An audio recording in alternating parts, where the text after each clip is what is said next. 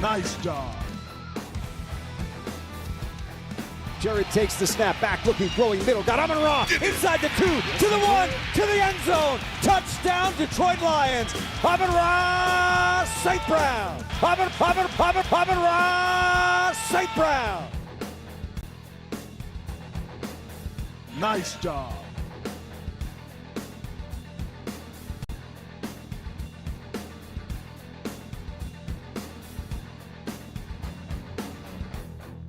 Mariota's got it back. Pressure comes. He's hit. Slips out of it. Rolling to his right. Now he's going down. Brian Branch got him. Sack for the Lions.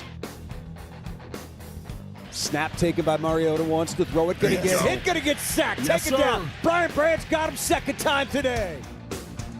Nice job.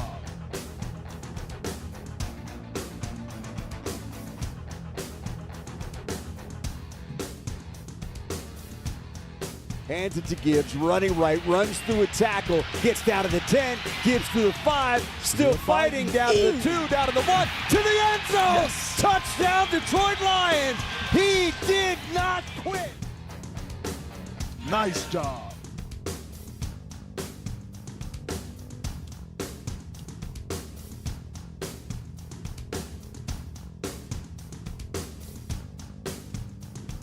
Off to throw again, does, middle, J-Mo angling to the end zone, touchdown Detroit Lions! J-Mo flips into the end zone for 6. Nice. Pressured by Hutchinson, he goes down again!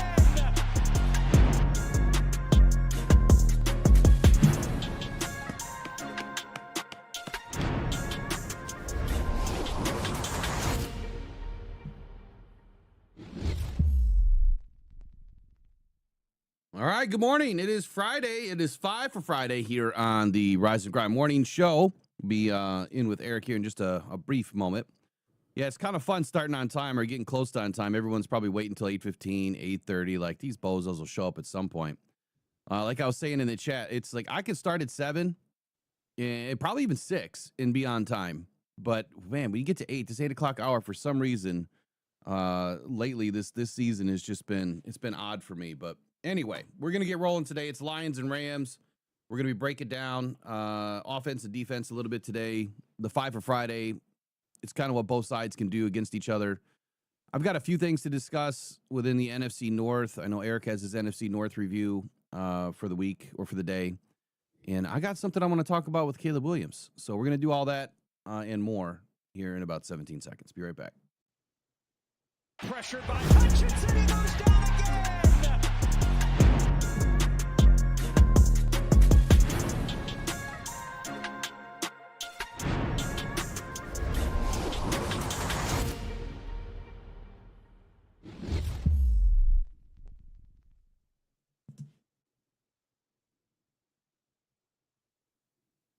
Good morning, Eric. How are you, man?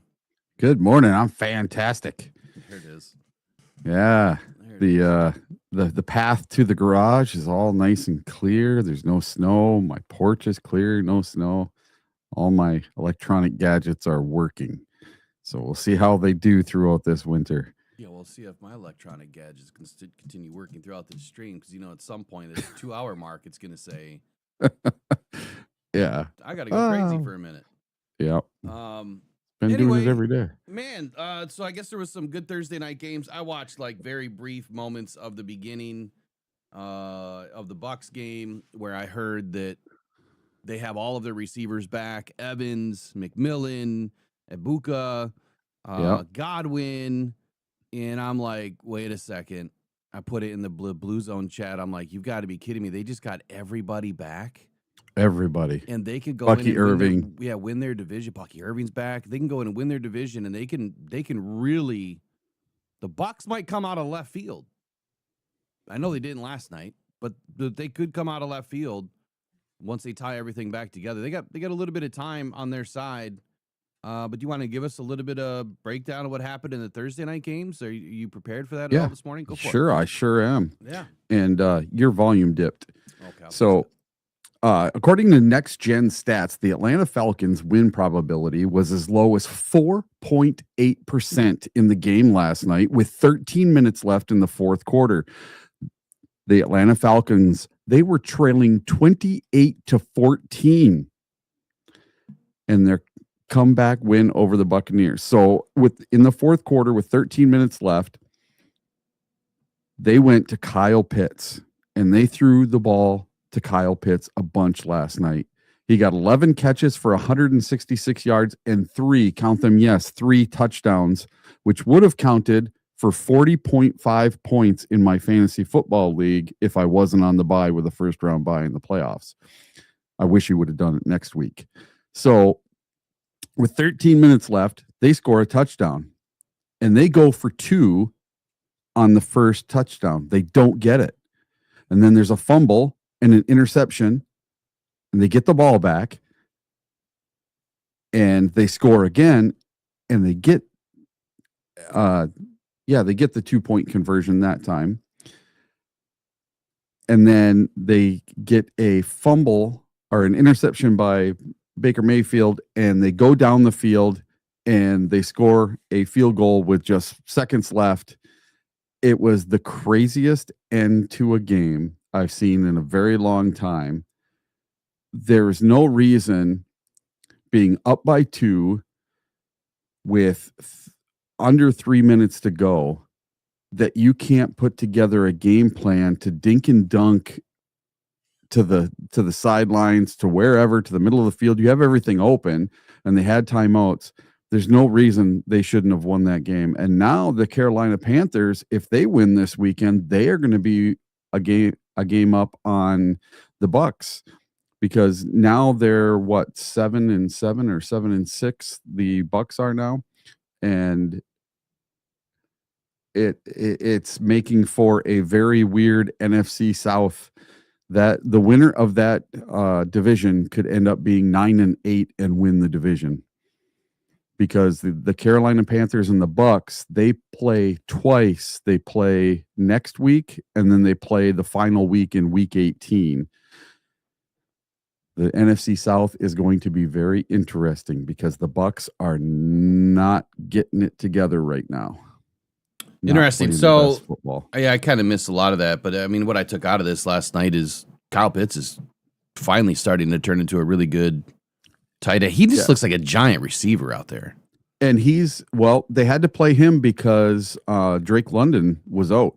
Mm-hmm. So they used him as a wide receiver and they put him out in wide receiver spots. And the thing about Kyle Pitts, he's going to be a free agent at the end of this year. So there's going to be a lot of teams that are going to look at that and say, I want some of that, because he had all the potential coming out of the draft. He just hasn't put it together until now. He really hasn't. He hasn't done much this year. Well, I mean, I don't know. I don't even know his stats for lifetime, but I want to say that he was kind of a dud. Yeah. He's been kind of a dud. But inconsistent, I guess, is probably the best word. Inconsistent. I don't like inconsistency. I don't like the hot flashes. You know, I like guys that can stay pretty consistent. Jahmyr Gibbs, Amon-Ra St. Brown. I love the consistency. When I think of inconsistency, flashes in a pan, I think of more along the lines of J-Mo, who's kind of flashed at times, hasn't stayed consistent. I think the ceiling's still higher for J-Mo than it would be, anybody else. If we were to have that discussion, I'm not going to. But Kyle Pitts has just been too inconsistent for me. So I'm sure there's a lot of Lions fans that are going to want to add to the tight end room, this in free agency period. I would. I mean, I think the Lions are probably going to go out and draft another tight end next season, without a doubt. Sam Laporta jumped out the gym as a rookie and now has been injured the last 2 seasons. It may not last with him. As much as I love Sam Laporta, man, it may not last with all the injuries that he's taken, or he may get offered more money from another team, when that time comes. But I think that Sam is a Lion. You know what I mean? I think he's everything that we want in a Detroit Lion. It's just, can he stay healthy? He can't replace his blocking. He can't replace, his ability to stretch the field and make those critical plays. But Kyle Pitts has just not been able to do that consistently. Last night, huge game, man. Huge game. Pull out a win last night against the Bucs. Wish I would have watched the game, but Yeah, it ended up being a very good game. And Kyle Pitts on the season, he's got 73 receptions for 797 yards, 4 touchdowns on the season. So he had 1 touchdown coming into this game. Wow. Yeah, how many games has he missed this year? I guess is probably the question. I don't know that answer either. Let's see.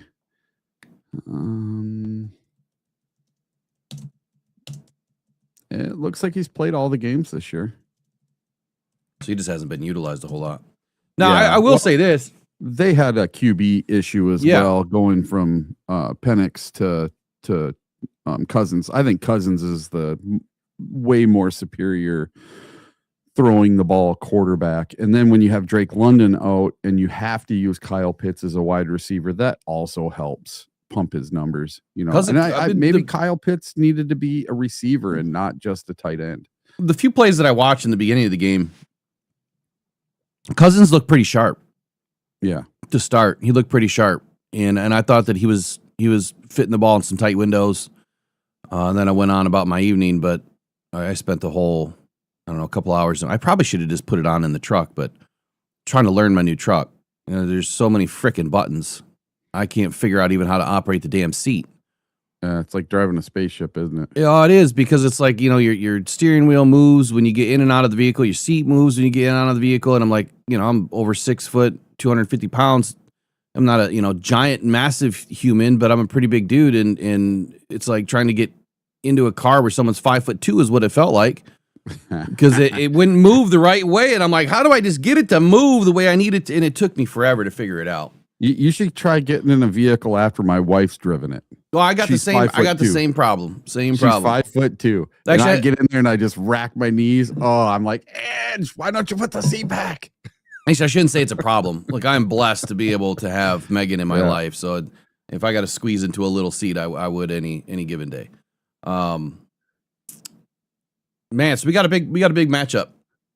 Yes. And there's been quite a few conversations happening, not in the Lions' favor. Just about everybody is picking against the Lions in this matchup, which I'm not surprised. Yeah. I'm going to bring in, so we got Mike Florio that I'll bring in, Chris Sims, Tom Brady, and Colin, and listen to them at some point. We're going to be doing some more movie day today with hearing from our Lions, right? We're going to hear from Shep. We're going to hear from Morton. We're going to hear from everyone, what they're saying about the Rams. Then we're going to break it down afterwards. And then we're going to get to our 5 for Fridays later on in the last part of the show. We'll see how long we go today. It could be 2.5 hours today. We might go this morning. But we're going to try to get through it. We'll try to minimize the small talk as much as we can. Just I got to get Eric to shut up, man. He talks too much. This is the real problem. But first, I want to review something because I've been so far behind on writing. We had those 3 games in 11 days, and of course, it's right around the time that I'm doing a lot of shopping and stuff, and trying to get some things done in my life. And I didn't get a chance to go through my predictions, and I was surprised that when I finally updated everything yesterday in this article, that right now I am on track to hit 84% of all 25 predictions that I made for the Lions to start the season. And those predictions were 14-3. Well, we know that can't happen. The best they can finish is 12-5. So I'm not going to hit that one. Lions, the number 1 seed in the NFC. Believe it or not, it could still happen. They have a small chance. Very small, but it can happen. Goff, 4,800 yards passing, can happen. 40 TDs, he already has 35. So if he doesn't throw 5 TDs over the next 4 games, we have problems. Something's wrong. Yeah. I predicted 11 interceptions for Goff. He has 11 interceptions. He can't throw any more interceptions for the regular season. That's what these are. This is regular season predictions. Gibbs, 1,300 yards rushing, 600 yards receiving, 19 TDs. Gibbs right now has 1,062 yards rushing. He has 238 to go. 74 yards receiving. He has 126 to go. 16 TDs as of week 11, which means he has 3 to go. Pretty spot on with Gibbs. There's no reason why he can't hit all those numbers. Now, Montgomery, on the other hand, I had him going 1,000 yards rushing, 350 yards receiving, and 12 plus TDs. Montgomery's at 603. He has 397 to go. He needs to average 100 yards per game. I don't see that happening. 164 receiving yards. He has 186 to go. So you're looking around about 45 yards per game. If we actually targeted him, it could happen. Probably not going to happen. So now I'm pushing myself down to about 80%. He's got 5 TDs to go. I had him getting 12. He's at 7. Okay, hold on. Let me do this. Let me back 18 down. minutes in. Yeah, I'm going to back down how much I'm sending YouTube. Okay. Using a new camera, I got to get these kilobytes dialed in. So St. Brown, what was I saying? 13 and 12. He has 324 to go. So about 110 per game. I'm sorry, no, about 80 per game. That can happen. No, that's actually about 70 per game. About 71 per game. That can happen. He has 3 more TDs to go to get his 12. He's kind of been off this year. Like, he's not getting as many TDs, it seems like. Obviously, the other guys are chipping in a lot more. J-Mo, I had him go in 1,200 on the year receiving and 10 TDs. So he has 4 TDs to go. He has 398 to go. That could happen. I'll be real close. Sam Laporta, I don't know. I still counted it as a loss because he went on season-ending IR. I had him go in 900 yards and 9 TDs. He finished with 489 and 3. So he got about halfway there. Isaac Tesla. This was a big one because a lot of people thought that he was going to do a ton. Yeah. Right? Now, I had Isaac Tesla going for 400 yards and 5 TDs. And right now,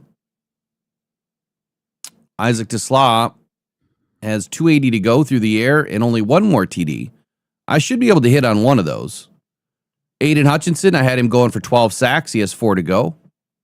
3.5, 4 to go. Marcus Davenport, not going to hit this one. I thought that he would play at least 15 plus games this year and get 10 sacks. Well, he missed way too many games. So that's not going to happen. Lions defense, I had us finishing top 5 overall. We were top 5, and now we're down to 15th. Can we move back up? Absolutely. Can we crush it the last 4 games and move back up? We could. As long as we finish in the top 10, I think we'll be okay. Lions scoring defense, yes, it can happen. Right now we're at 23.4 points per game. I have us finishing under 20 at 19.99 or better. We've fallen back. We've given up 29.33 points per game the last 3 games. Can't happen. It just can't. But, when you lose a lot of your secondary, it happens. So out of 25 predictions, 4 won't hit for sure, and there could be potentially 4 more that don't hit. But I think that's pretty good. What do you think? Yeah. I don't remember what my predictions were for a lot of that, but I do remember I said J-Mo would get another 1,000-yard season this year, and I think he's well on his way to do that. Yeah, so Tilla wants to know what I got you for Christmas. I got the same thing you got me. Whatever that is, I got you the same thing. Promise you.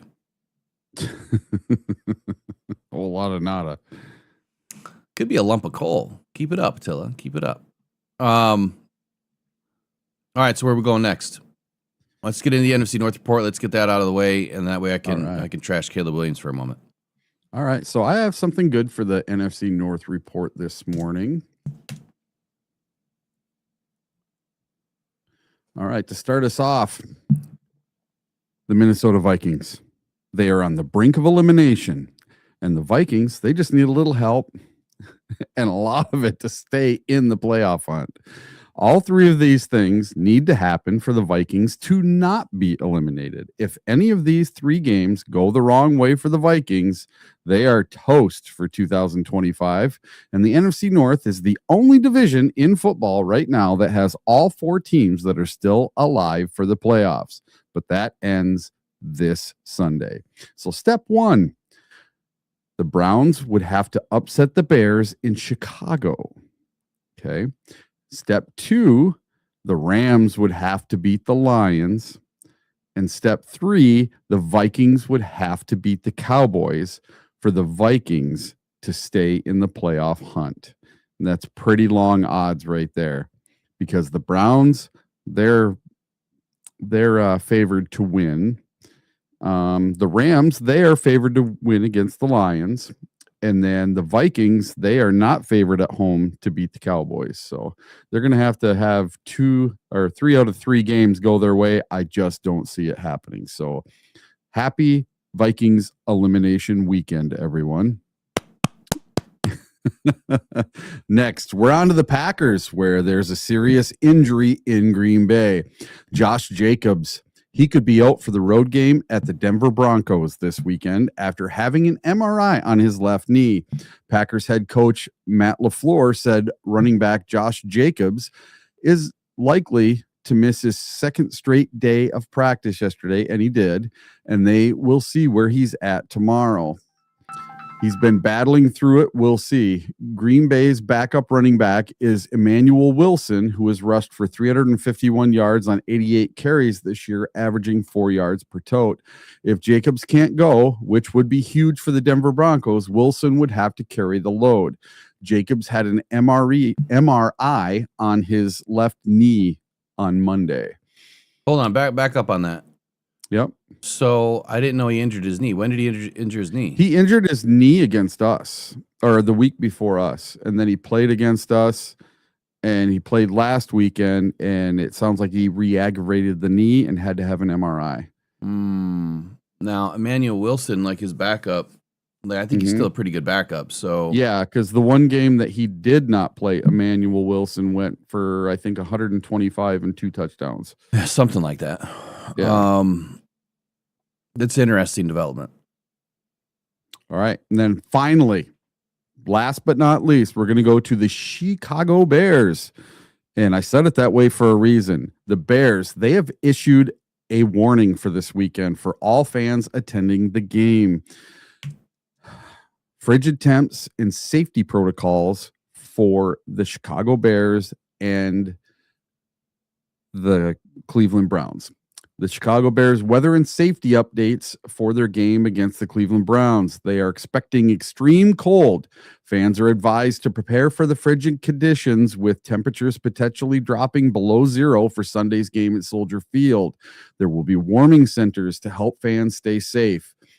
They'll be available at Loop Landing behind Section 146 and on the service level near the Dr. Pepper patio.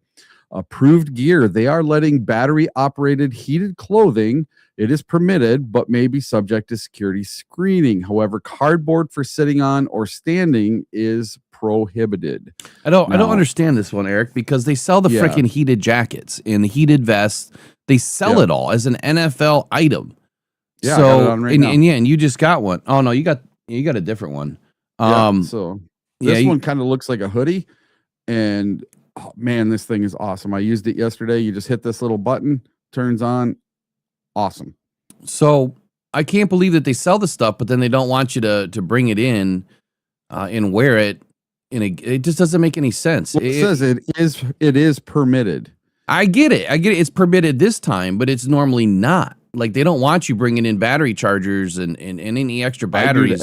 I do to every game. I know. I wear a heated jacket to every game. I do too, but it is what it is. I mean, if they catch you, then you're screwed. You either got to go all the way back to your vehicle or figure out a place that you can leave it. Here's what I would say. Man, if they were smart, this is a great opportunity for a company called Hand Warmers, right? That makes those little hand warmers. To get their ass there and hand these things out. It'd be a great public, display of, I guess it would be great publicity for the company. Number one, a lot of good advertising, but handing out those little hand warmers to everybody they can stuff in their boots or shoes and put them in their pockets for their hands. Be a great idea. I know another company that, if you're looking to buy some warmers for your hands, that, Better the Hunt would have been a great one. That'd be a great opportunity to go out there and sell those things. Everyone's going to need to bundle up. It's going to be cold. What else did you have on the Bears? Because I got something I want to add to Caleb Williams. Yeah. So they just go on to talk about fans are encouraged to drink water to prevent cold weather dehydration. Hot beverages like hot chocolate cider and coffee will be available along with chili at select stands, and I'm sure you're gonna have to buy it. I found this one kind of funny. Prohibited items due to safety concerns: fire pits, open fires, deep fryers, tents and canopies, and propane tanks larger than 19 pounds are banned in all parking lots. Grills and heaters are restricted to open air surface lots only. So they're even limiting stuff in their parking lots, which is kind of crazy. And they're going to have stuff on their official app to help you. And temperatures right now for that Sunday game they're looking at -10 to -20 below. So it's going to be a cold, frigid game. Sorry, we had a caller that wanted to get in, and I didn't. Oh, okay. I didn't have the light on, so I just explained when the light's on, when the little flasher dude comes on, then we'll take some calls. All right, so Caleb Williams. Yep. Bears going to have an extremely cold game. Now, obviously, we know that Caleb Williams is a pretty boy. Played in hot weather, and so far he's played pretty decent in cold weather. But here's his problem, and here's what's going to happen, and this is why I do not believe in Caleb Williams at all. I do not believe in his ability to become a great quarterback. When you look at his completion percentage, okay, right now it's like 57.8. And the league average is, 64? Hold on here. What's the NFL league average? Season by season in 2025, right now the average completion percentage across all 32 teams is 64.3. So he is 6% lower than the league average, right? Jared Goff has 10, 11 more percentage points than Caleb Williams. Why is this important? Well, in a cold game, you're typically going to hand the ball off as much as you can. You're going to typically hand the ball off as much as you can to eliminate having to throw the football, because one, it's like throwing a heavy rock, and when they catch it, it stings. And if it's really going to be that cold, it's going to be difficult to catch the football. So they're going to have to hand the ball off a ton. That stacks up for the Packers. The Packers defense being able to shut down the run, they're going to stack that box all game long, knowing that Monangai and DeAndre Swift are going to get the ball. The problem for Caleb Williams, whether it's this game or any other game or even into the playoffs, is this simple. The margin of error that you are going to have as you move forward throughout, if they do make the playoffs, as you move through the waning parts of the season, you're starting to see some better football teams that they're actually having to play. And then you get into the playoffs where you're going up against better and better and better and better teams, better secondaries. That completion percentage at 58% against the worst schedule in the league may work temporarily. But when you have to start playing teams that are ball hawkers, teams that don't make mistakes, teams that love to take the ball away, teams that know that you can't throw the football that well, they're going to prey upon you. And that is where Caleb Williams makes his mistakes. Look at the game against the Packers. That last throw of the game ruined the game for the Bears. They lost the game because of his throw. It's bad decisions. But why is it more than just a completion percentage? Because of this. If you can't process a defense fast enough, if you can't get into the right keys, the right calls, the right protections, and see where it's all, going to happen before the play, you can't just hope that your arm is going to do something for you when it all starts to collapse. Great quarterbacks, Peyton Manning, Tom Brady, Jared Goff, guys that are extremely smart. They process things very fast. They know what's going to happen before the play is going to, go down. They know where to get their guys. If they're allowed to call plays like Peyton Manning and Tom Brady were allowed to, Jared Goff somewhat, they can change the play and put their guys in a position to win. I just listened to Tom Brady say that this morning, that when he was back there literally calling plays, he could see that they had the wrong play. He would call something different, and that's why the ball was coming out so quick. It wasn't because he had this amazingly strong, fast arm. It's because he had a noodle that was extremely fast at processing. And when he said, I had to make up for my body, I had to make up for my arm, I was not a good athlete. I had to make up for all of that with my head. And that's why the players that do the best in this league, they're better from the neck up, like Jared Goff is. That's why he's having so much success. When you look at Jared Goff and compare him to Tom Brady, you see the same kind of body type. Like, they're not physical specimens at all. Like, Caleb Williams is more of a physical specimen, right? He's got a little bit more muscle tone to him. He's faster with his feet, right? But he doesn't have it here. He doesn't have the processing ability to be able to process that ball or process that defense fast enough and then hope that his arm is going to do something for him in the end. That's why he's throwing interceptions to end football games as opposed to throwing a touchdown or getting the ball into the hands of a playmaker. So that completion percentage is going to come back to haunt him because he's not able to process the defense. And that's really all I wanted to say about it. I could go on for an hour talking about this and why the Bears are just going to fall apart, and especially in this game this weekend. They're just going to stack the box and take the run away because they know that Caleb Williams can't process the defense, and then throwing a football in cold weather like that, it's not going to work out well for them. I'm calling 3 interceptions for Caleb Williams if he ends up throwing the ball. So did you happen to see what Kurt Warner had to say about Caleb Williams yesterday? I did not. Okay. So Kurt Warner had a few things to say about Caleb Williams, and he said that he's missing the layups. He's missing too many layups, the easy things, and his efficiency. He said that Williams is not playing efficient football. There you go. Okay. He started by saying that he observed that Williams often starts with his eyes in the wrong spot, leading to misreads of the defense from the snap. He has too much hesitation. He criticized Williams for hesitating too much in the pocket instead of trusting his read and letting the ball go on time. Williams often holds on to it, disrupting the rhythm of the passing game. And instead of going for the easy layups, he tries to hit the big money balls way too often. And if you go back and like you watched that final play against the Packers last week, he had a wide open, what's his name, DJ Moore, screaming across the middle of the field. Would have been a first down, might not have been a touchdown, but would have been an easy first down. But he tries to go for the money ball and hit his tight end in the end zone, and it ends up getting picked off.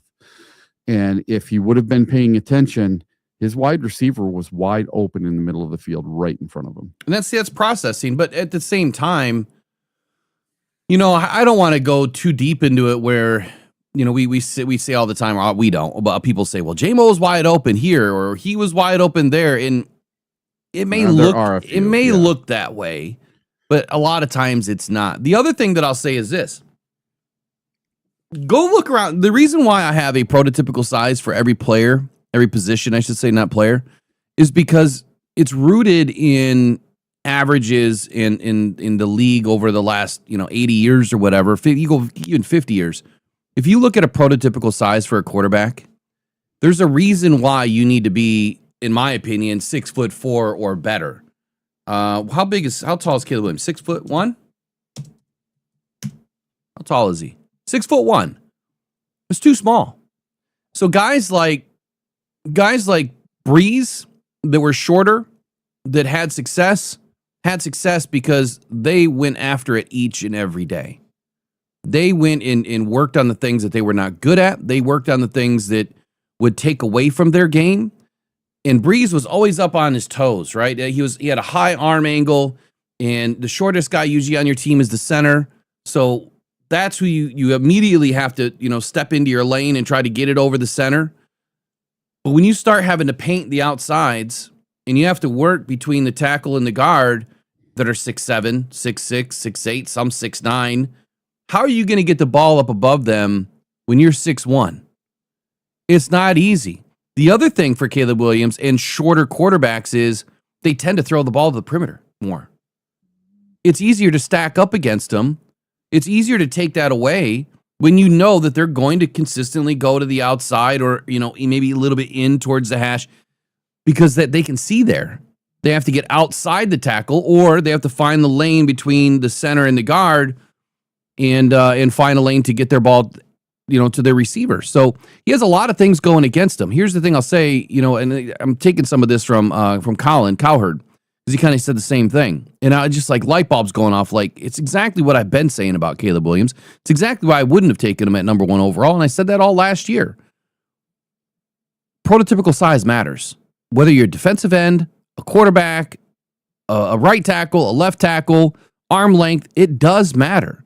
I know a lot of people will forego that and say, but look at the stats. Look at what they did in college.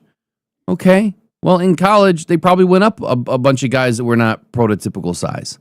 And they maybe were just a little bit bigger, a little bit longer in the arm, maybe a little bit longer in the tooth. They're a little bit more, smart up here.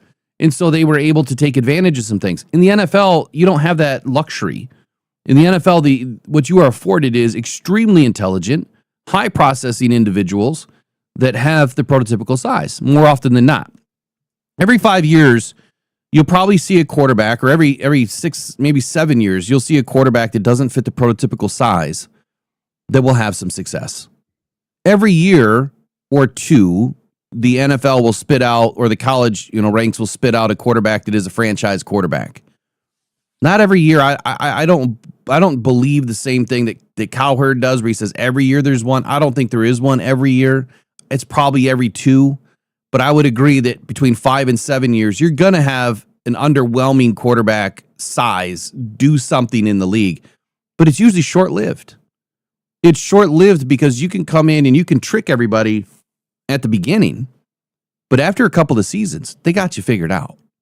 And that's why it won't work long. You might have a couple of good games, maybe a good season or two, but I give Caleb Williams 4 years in this league before he's figured out. I don't think he's going to last very long. As a starting quarterback, I don't see it lasting very long. He's had some immediate success going up against crap teams, but his size, his lack of completion percentage and efficiency, it's all going to come back to bite him. And it's going to start this weekend. They're not going to be able to run the football against the Packers. I'm sorry. What time is it? Browns, not the Packers. The Browns. Sorry. So I did, for the gentleman that called, I didn't catch your name, but hey, I see Brent Lighton's in the house. Good morning, Brent. Good to see you in here.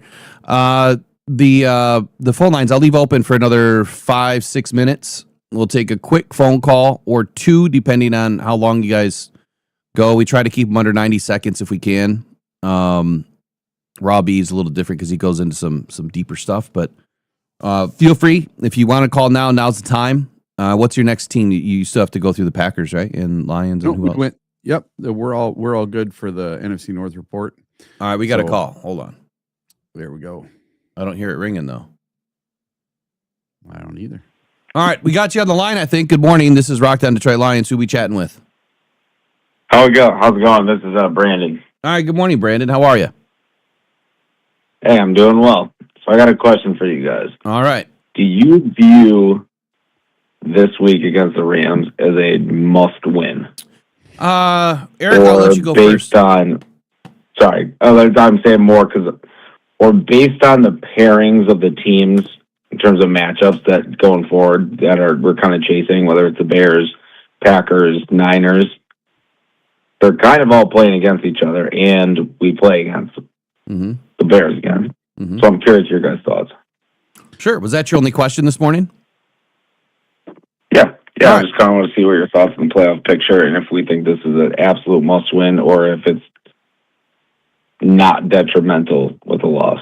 I gotcha. All right, we'll answer it off air, man. Thanks for calling. I think this is the biggest must-win since the playoff game against the Commanders. And the reason I say that is you are going to see something this year that has never happened in the history of the NFL. You are going to have an 11-win team not make the playoffs. So to me, this is a must win. Just like the following 3 games, they're all going to be must wins, but this is the first one. So this is the most important one right now. All right. I hope I didn't cut him short. But like I was saying, we were going to try to answer it off air. So yeah, to his question, look, every game is a must win right now. Every game. Yep. All right, Robbie, I'm going to answer this question. Raw, give me 1 sec. I'm going to answer this question. I'll get right to you. No worries, man. Okay, so to answer the previous caller's question, I think every game's a must-win, especially when you look at where the Lions really need to finish, which is 12-5. At 12-5, we are controlling our own destiny more than we are not. If we beat the Rams, that puts us in the driver's seat, especially when the Packers and the Bears are going to beat each other up, and we have an opportunity to take out the Bears. Does that mean that we still can't make it into the playoffs if we lose to the Rams? No. We can still make it into the playoffs. The difference is the seeding, and maybe I'm just too old school, but I don't see any 4, 5, 6, or 7 seeds winning a Super Bowl very often, and I would like to have the best seed possible. So the number 1 seed is obviously the best. We still have a very slim chance to get it, so it's must win every week, and we need a couple of teams to lose. Let's bring in Raw B and see what he has to say. Good morning, Raw. What's happening? Oh, not too much. The caller previously there had a really good question, actually. Yeah. And to put it quite frank, I think it is a must-win. 100% is a must-win. If you look over our schedule and the teams we've lost to and the teams we've beaten, nobody else other than the Eagles is definitively in the playoffs, other than possibly the Packers, but even that's in question. The Rams is the only team that is definitively in the playoffs. We have to beat a playoff caliber team to show legitimate threat to being a Super Bowl contender. We've led the league in scoring before. That's where we are right now. Our secondary is backed up. We've played against some really good wide receivers, and we've maintained or minimized the damage that they've been able to do.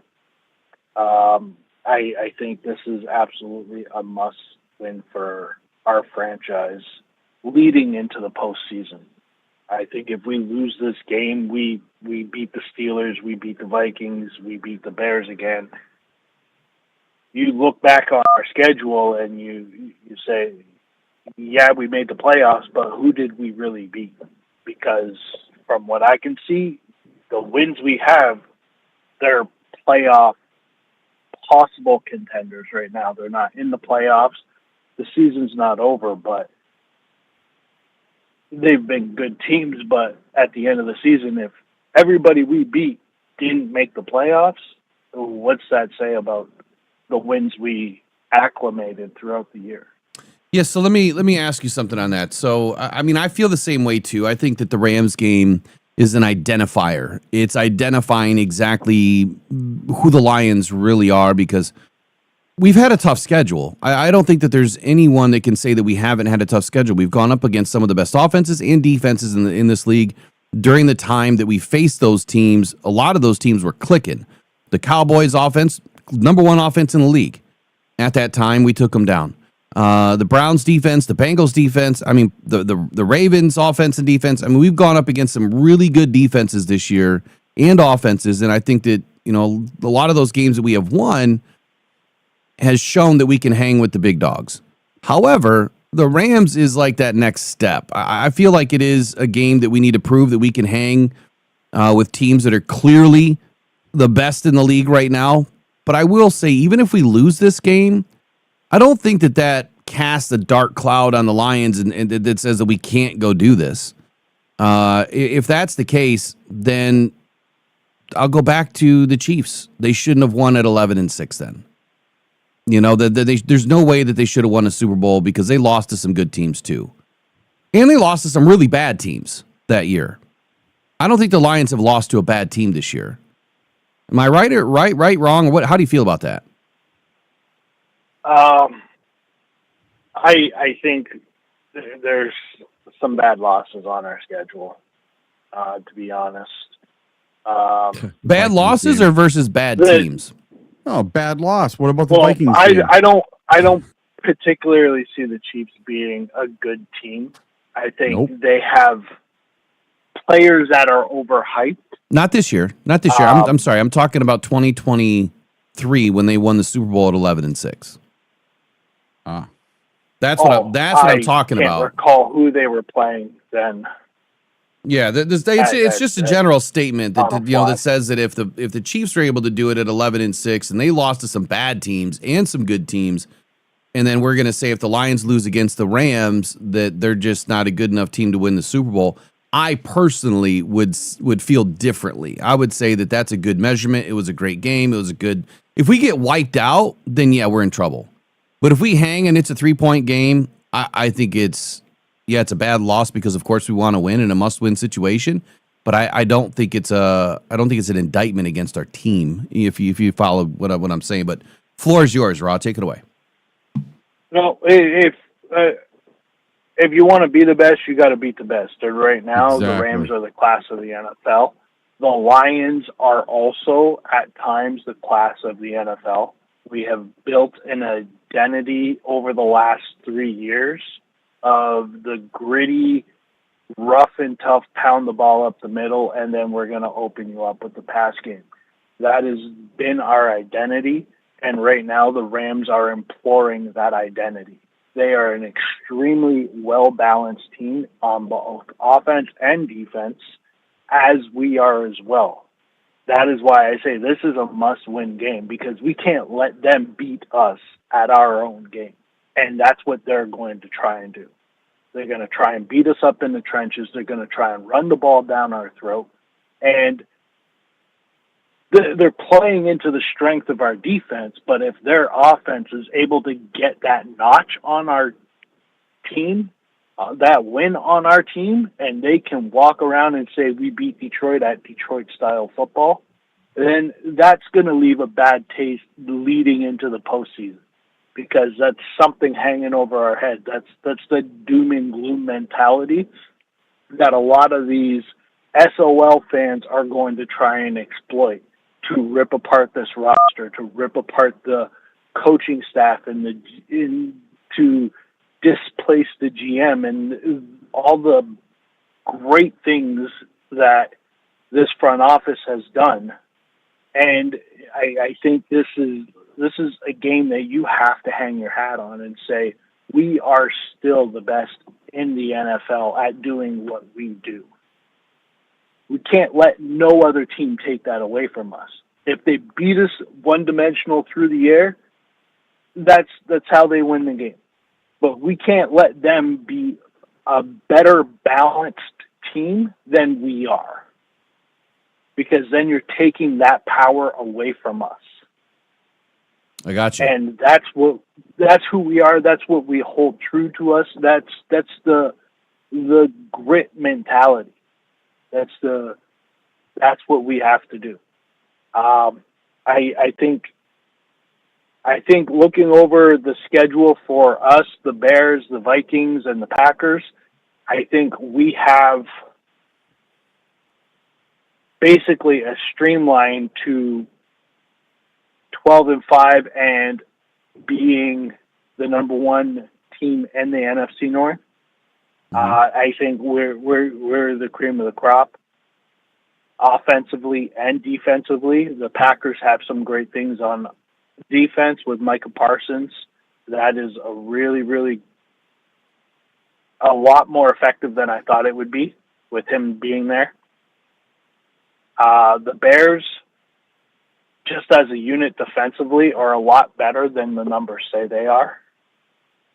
I think they hold Chicago in games and let that give that offense room to maneuver and do the creative things that Ben Johnson wants to do.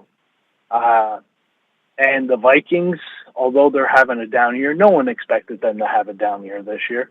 Everyone kind of expected them to be in the middle of the pack and running with the leaders of the NFC and doing what they did last year, even with an inexperienced quarterback with J.J. McCarthy. Their playmakers are so electric that it's really hard to contain them. And yet we've been able to beat the Vikings at what they do best. We've been able to beat the Bears at what they do best. This year, we haven't been able to beat the Packers at what they do best. However, our games have been very comparable. So it'll be a very interesting matchup to see if we play them in the playoffs. I would love to see that. And The that, Packers? Yeah. Yeah, just to get that, yeah, you beat us in the regular season, but in the playoffs is where it counts, and you fell short, kind of quote to them. I got you. Yeah, I wouldn't mind remember that. the whole it's hard to beat a team 3 times in a row. Yep. Everybody Absolutely. talks about that. They said that about when Detroit they said asked that to go about into the Green Saints Bay. when they were playing the Falcons. Sorry to cut you off there, Eric. Yeah, when Detroit goes into Green Bay and beats them, just remember I told you about the trying to beat a team 3 times. Absolutely. They brought that up when the Saints were battling the Falcons every year in the playoffs with Julio Jones and Matt Ryan and Drew Brees and Michael Thomas. That was quite an infamous quote because the Saints always got a knock on the Falcons in the regular season, and then they always seem to meet in the playoffs. But that was another error. All right. Do you have any big calls for the game this weekend? I would really like to say I think David Montgomery's going to have a day against that linebacking core. However, we all know how the games have been going this season. Jahmyr Gibbs is probably going to see 75 to 80% of the touches. I think Jameson Williams could have a really big game for us. I would look to see him catching more short to intermediate passes to take advantage of that aggressive style defense that McVay likes to employ at trying to get after Goff. Let J-Mo get off the press release really quickly, get into some open space with the ball in his hand, and let him create some yak. Did you see that super sick route that J-Mo ran against the Cowboys, the comeback route? Yeah, they plastered it all over social media. Dude, that is unstoppable. If they do that with J-Mo this Sunday, there's no stopping that. There's no defensive player in the NFL that can stop that route. Let me ask you both a question because I've been saying this now for several weeks. When I've been talking about J-Mo and in any of our receivers really, but primarily J-Mo, one of the number one things that I was saying about him is why are we not using him on curl and comeback routes? And then we finally start to do it, and it's that quick twitch that he has that separates him from everybody else. Him and Jahmyr Gibbs. You put them out there in space, and you stop on a dime the way that J-Mo did on that play and come back and catch the ball, no one's going to be able to get after him. No one's going to be able to tackle him in that space right there. And all it takes is one miss, and J-Mo can go to the house. Mm-hmm. So I think, and you're absolutely right because you have to respect Jameson Williams' speed and the ability to take the top off the defense. You have to. So you're basically given that curl or comeback route or the middle of the field to a dig route. Once he cuts inside, you're basically giving him that and hoping he doesn't burn you deep. It's the same thing with St. Brown, right? Because St. Brown is so good, you're basically giving those longer routes open to him, the slants, the crossers, the short to medium dig routes, the speed outs. You're giving those to him because his ability to stop on a dime and catch the ball.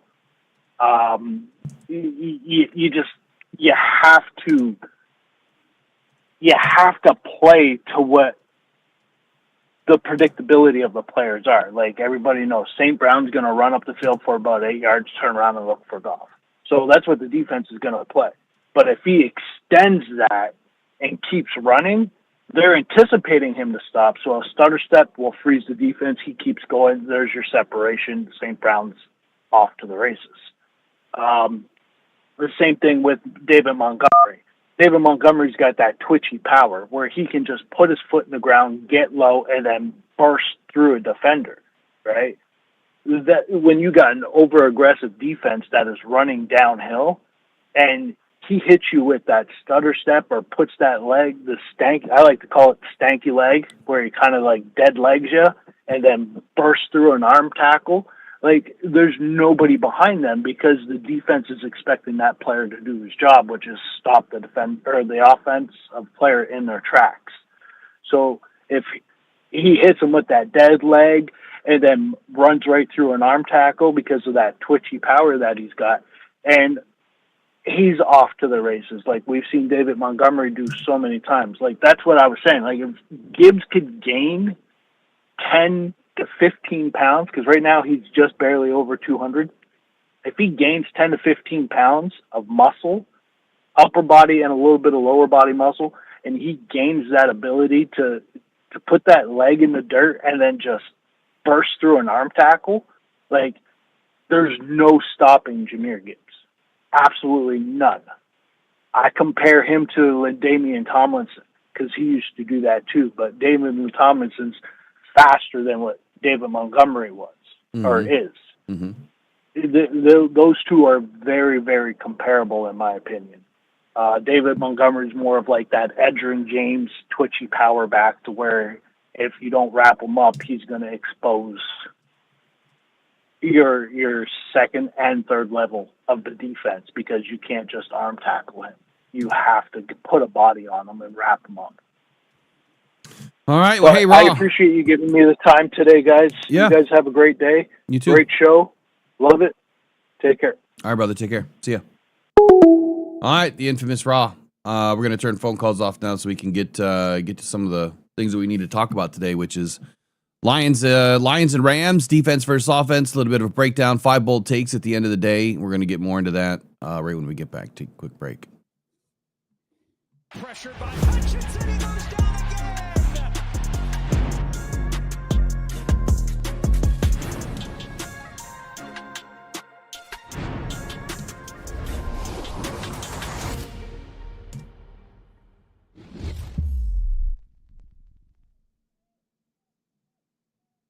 All right, Eric, what do you have next that you would like to get to before we run into the Rams? Well, I just got to bring my dog out real quick. So that's all I'm gonna okay, I can do my around the league in 60 seconds. All right, here we go. 3, 2, 1. All right, let's go around the league in 60 seconds, or maybe a little more. All right, this is just a snippet of yesterday's NFL news. The Las Vegas Raiders quarterback Kenny Pickett is in line and will make his first start of the season against the Philadelphia Eagles, his former team, on Sunday. Geno Smith is dealing with a shoulder injury and is considered unlikely to start. NFL Network insider Ian Rappaport reported Wednesday per sources informed of the situation. Smith exited the Raiders' 24-17 Week 14 loss to the Denver Broncos. Pickett took over in the fourth quarter. He went 8 of 11 for 97 yards and a passing touchdown. Smith did not practice Wednesday or Thursday and was listed with back and shoulder injuries. Now, Jaden Daniels is on the mend. The Commanders quarterback Jaden Daniels will not play in Washington's Week 15 game against the New York Giants. Coach Dan Quinn announced on Wednesday Marcus Mariota will make his 7th start in place of Daniels. Daniels missed 3 games before returning from the gruesome elbow injury he suffered in Week 9 on Sunday, but aggravated the ailment when he was leveled by a Vikings defender after throwing an interception in Washington's lopsided Week 14 loss to Minnesota. According to reports, the NFL has agreed to reduce the amount of time allotted to make a pick in the first round from 10 minutes to 8 minutes. This will take effect starting with the 2026 draft this coming April. And now the Dallas Cowboys wide receiver CeeDee Lamb cleared concussion protocol on Thursday, which is how he was able to be a full practice participant ahead of the Dallas's Sunday night football matchup with the Minnesota Vikings in Week 15. Lamb is now on track toward a return to football 10 days after suffering a concussion on Thursday Night Football at the Detroit Lions Week 14. His brain injury occurred when his head slammed into the Ford Field turf on an end zone target in which he attempted to make an acrobatic one-handed catch. Lamb exhibited a fencing response in the immediate aftermath of his concussion blow to the head as his hands and fingers began to make unnatural movements. Despite that moment and it being brought up to Lamb that Cincinnati Bengals wide receiver T. Higgins went right back into concussion protocol in week 14 against the Buffalo Bills in his first game back from a concussion, he doesn't have any apprehension about the 10-day turnaround from his concussion to return. And that was a pretty nasty concussion for CeeDee Lamb, happened right down in front of me in the end zone. And that is your Around the League in 60 seconds. Okay. Trying to find a quick stat, something I couldn't find last night. Mm-hmm.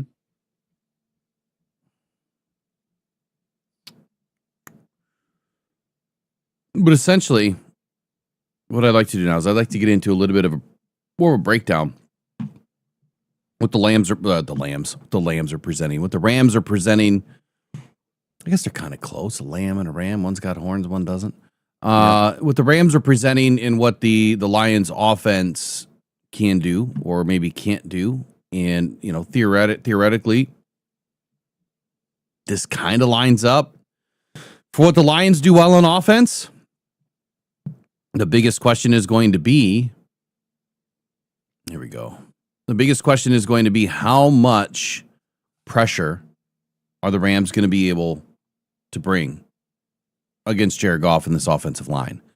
That is the biggest key to this whole thing.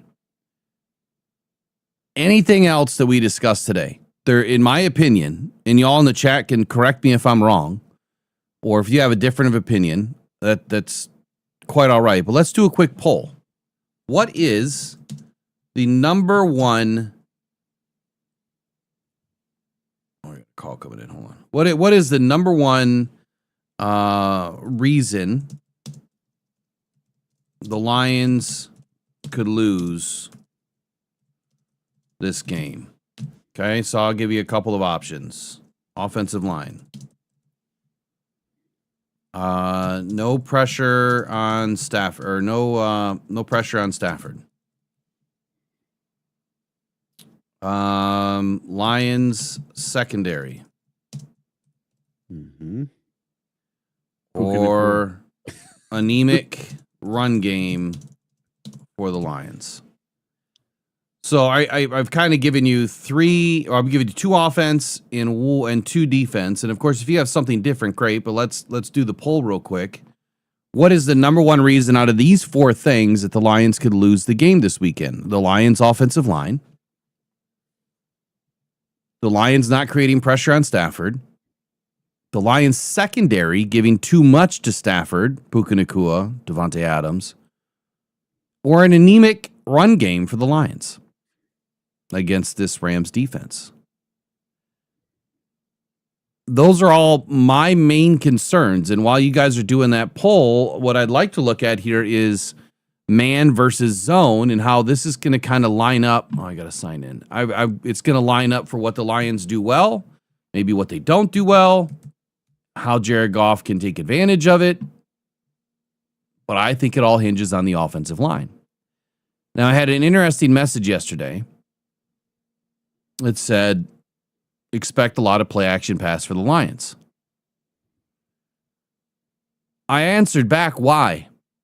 What are you seeing that would promote? I didn't get the answer back, but what are you seeing that would promote a lot of play action pass versus the Rams? And see, I don't necessarily see a ton of play action because that can create a little bit more time for the Rams defense to get up on you.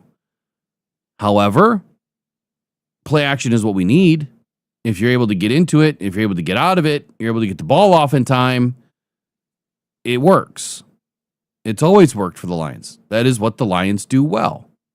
But I'm a little bit more concerned about the front four of the LA Rams and how they can create pressure naturally with their front four, which drops more guys into coverage. They will run more DBs in the secondary, but they're also sitting back in more of a zone look. And if there's two things the Lions do really well on offense. It's they can beat the man and they can beat the zone. I know, it sounds stupid, right? How can they beat both, Will? Why? How's that even possible? It's always been that way. If you run man on us, Amon-Ra St. Brown is going to be your man beater. He's just going to hammer you against man. J-Mo the same way. J-Mo can beat man. If you put Gibbs out in the slot now, Gibbs can beat man. There's not many guys that can hang with J-Mo and Gibbs. And if you put them next to each other and you put that much speed on the field and you're running Amon-Ra St. Brown the other way or against them, someone's going to get open. But you need to have the time to do it. And then in zone, when these guys start to sit back in pockets, that's where Jared Goff is able to analyze the defense, diagnose the defense, systematically get through the defensive progressions quickly, and get the ball to the right person. And if you sit in zone against J-Mo, and we run those little curl routes, or the comeback route, a short dig route, whatever it is, an angle route, that's where J-Mo's able to take a lot of yards, yak wise to the house. So there's a lot of things that we can do, but it all hinges for me on the offensive line. If the Lions' offensive line cannot protect Jared Goff this weekend, we lose this game.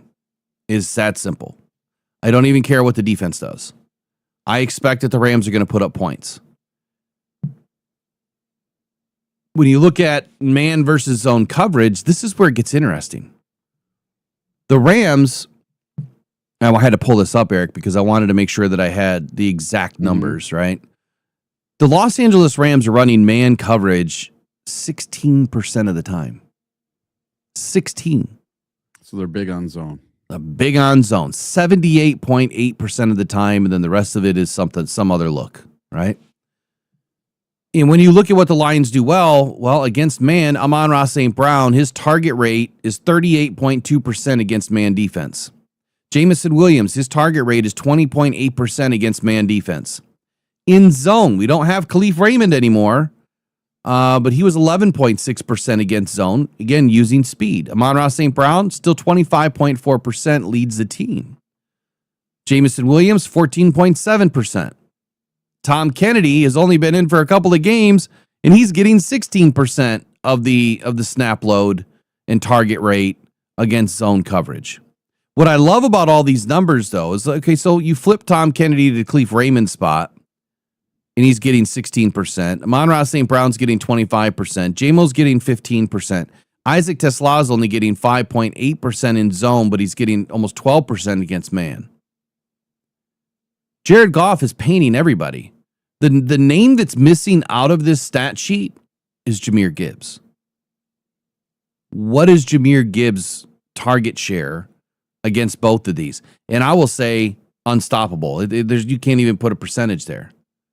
Because if you have three wide receivers in on every play, Amon-Ra St. Brown, Jamison Williams, and Tom Kennedy, and Tom Kennedy, and then you have Jahmyr coming out of the backfield, it's pretty tough. It's pretty tough to stop. You got speed on speed on speed, and then you have Amon-Ra St. Brown, who actually has speed, but it's a different kind of speed. It's a speed that's rooted in his brain, because he's able to figure out what the defense is doing, and he finds those little gaps, and then he extends it. So I like the matchup, because if we're going up against a defense that's going to sit in zone and they're going to rush four naturally, well, that gives Goff those little pockets behind the linebackers or in front of the linebackers where there's going to be some pockets. The problem that we don't have any tight ends. That is our problem. Where before you had to give respect to Sam Laporta, you don't have that. Where before you had Brock Wright out there blocking, but you also had to pay attention to what he was doing. We don't have that. So how do you fix that? Well, my immediate fix is Mr. Isaac Tesla. He needs to be a tight end this weekend. He needs to be running the tight end routes. Not only is he fast, he's got a big body, long reach, great with his hands, he's smart. You put him in some of those tight end sets, you have him running those tight end routes on linebackers, Not one linebacker is going to be able to stop him. Not one. Yes, they're bigger than him. They're going to challenge him. Maybe that'll create some penalties. Maybe. We don't get them, so maybe not. But that's what I would want to see. I want to see Isaac Tisla lining up in a tight end formation, not skipper. I want to see Isaac Tisla there. That's how I would run it. And then put everybody else in their normal situation and attack it. You want to attack those underneath zones, and you just want to prey on the yak. So it could be more dink and dunk, but obviously our run game has to get rolling. Before I move on, what is your immediate thought? Well, you were talking about play action passes, and I found a little something about the defense of the Los Angeles Rams. Let's see. They have allowed the third highest completion percentage of 72.7 and 7.9 yards per attempt when going against play action. Mm-hmm. So they are pretty susceptible to play action, and that just tells me I think we're going to see a lot of it. And unfortunately, I think they are going to ask Jared Goff to throw the ball more than 30 times this week. I think he's going to be up there in that 35 to 40 times range, which means there's a chance for an interception.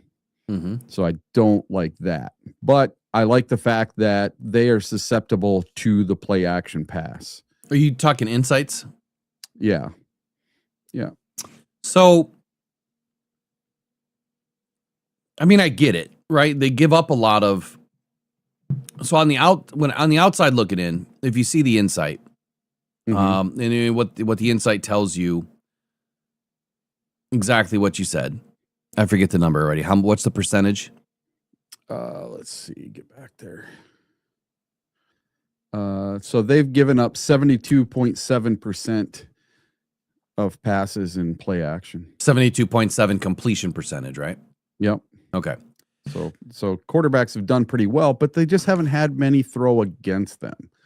Well, so here's my quick thoughts on that without going in too deep, because I didn't dig too deep on that. What teams have had success against the Rams? That would be my first question to answer. Which teams had success? No, I'm saying from play action only. Oh, okay. Which teams had success against the Rams with play action? And the reason why I say that is, what were their offensive lines doing? How good were their offensive lines? Right? What kind of shape were they in? Were they banged up? Were they not banged up? I mean, everyone's banged up at this part of the season, but what I mean is injuries. Are they missing some guys? Are they not missing some guys? I think that we can all agree that our offensive line has been through a lot of tests this year.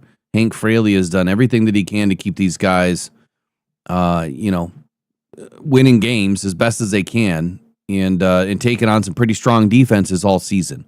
So I'm a little bit less concerned about the defense from a perspective of, we've gone up against really good defenses. We've been in the hole before.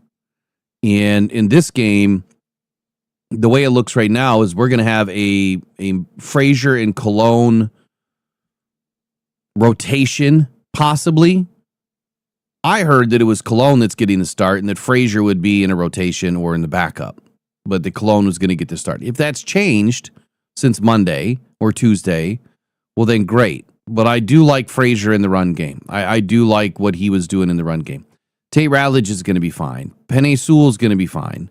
The bigger question is Taylor Decker for me.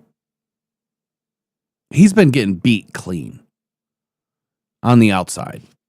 And whenever an edge comes over the top and they hook him and they give him like a little bit of a rip and a swim move, he doesn't get outside quick enough.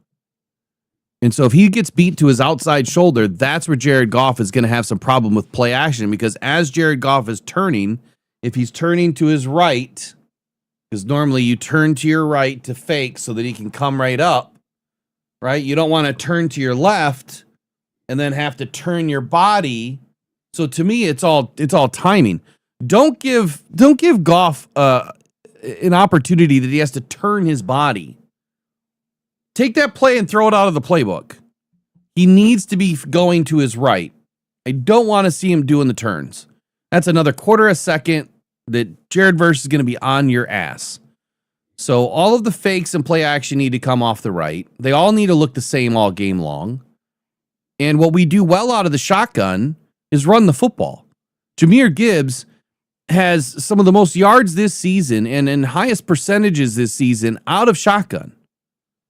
So start out of the shotgun, hand the ball off, and then shotgun, fake it, go to play action. Make them all look the same. You don't want us to look, well, every time we're under center, we're doing play action. No. Every time you're under center, it needs to be play action, run, play action, run, pass, pass, pass. So you just have to mix it up. Right? I don't think I need to say that again. We just need to mix it up. So I'm a little bit more concerned about the number of play action because I don't know which teams were having success against the Rams and how were their offensive lines playing. Mm-hmm. That's a big key for me. So I'd have to look into that. Maybe I'll look into that before I release the video on. I'll actually get the video done today. So we got a big clash, man. It's a clash of what used to be the best offensive line in the league, and this is clearly the best defensive line in the league at times. And I've been telling everybody for 3 seasons now, watch the Rams. They're coming. All the players, a lot of players that I wanted Brad to take are on that team. Jared Verse was my number 1 overall defensive end. Byron Young, I mean, the dude is an absolute animal right now, playing out of his mind. Brandon Fisk. Yeah, both you and I watched him at the combine. I was screaming for him. Remember when we watched him at the combine? Mm-hmm. My God, I wanted that kid so bad, and we didn't take him. Could have had him too. So, yeah, I didn't get deep off into the insights, but if you want to utilize some of those. Here's what I see for the Rams defense, though. Shula's done an excellent job out there. One of the league's most effective units. They rank 3rd in points allowed, 17.5. That's exactly where you want to be to win a Super Bowl. In 4th in defensive expected points per play. Their success is built on 2 primary strengths. Number 1, they are stellar in the red zone defense and elite in pass rush that generates significant pressure without blitzing. That's the key. You're running a natural 4 or 3, and you're able to get after the quarterback without blitzing, and you're able to keep your linebackers back and drop another DB in the game when needed, and they don't need to get after Jared. What I'm expecting, though, is I'm expecting Shula to do something different this weekend. How much you want to bet that we're going to see a DB and a linebacker blitz coming off the outside? Something that they're not doing a lot of. We're going to see it this weekend. I guarantee it. Why? Because we can't protect against it. That has killed us all season long. And so if I'm Shula, I'm looking at that, I'm saying they have no answers. They have no tight ends. Their running backs consistently missing blocks. I'm going to send in some extra pressure this weekend by way of a blitz, even though we don't blitz a lot. But when I do bring a blitz, I'm bringing it from the outside, and I'm bringing the outside linebacker, I'm bringing a DB. Here's what they do well. Elite red zone defense. The Rams have the 3rd best red zone defense, allowing a touchdown rate of only 42.5% of opponent trips inside the 20-yard line. This ability to bend but not break forces opponents into field goal attempts. Is Dan Campbell going to take the points? That's the biggest question. Are we going to limit our scoring opportunities to 3 points and try to stay in the game? Or is Dan Campbell going to show up and we're going to end our drives at the 20-yard line as opposed to taking 3? I know how hot fans are going to be if that happens and we end up losing the game. But when it works, he's a genius. So we'll see which Dan Campbell or Dan Gamble shows up on Sunday afternoon. Here's how I'm going to compete against this, Eric. What have I said from the outset of this season about the red zone and what we're not doing and what we should be doing better? Take the kick. No, not that kick, but as an offense, as you're starting to approach The 30-yard line. Take some shots into the friggin' end zone. There you go. Like, I've been screaming that since game one. Why are we not taking some shots? We've got Isaac Tesla that can body you. We did against Dallas. Dallas, did. I will give it this. There was those 2 shots to Isaac Tesla that we didn't line up perfectly, but man, if those balls are 3 feet lower, Isaac Tesla's got 2 touchdowns in that game, 2 more. And You're then exactly we blow right. Hold on the doors off. And then we blow the doors off of Dallas,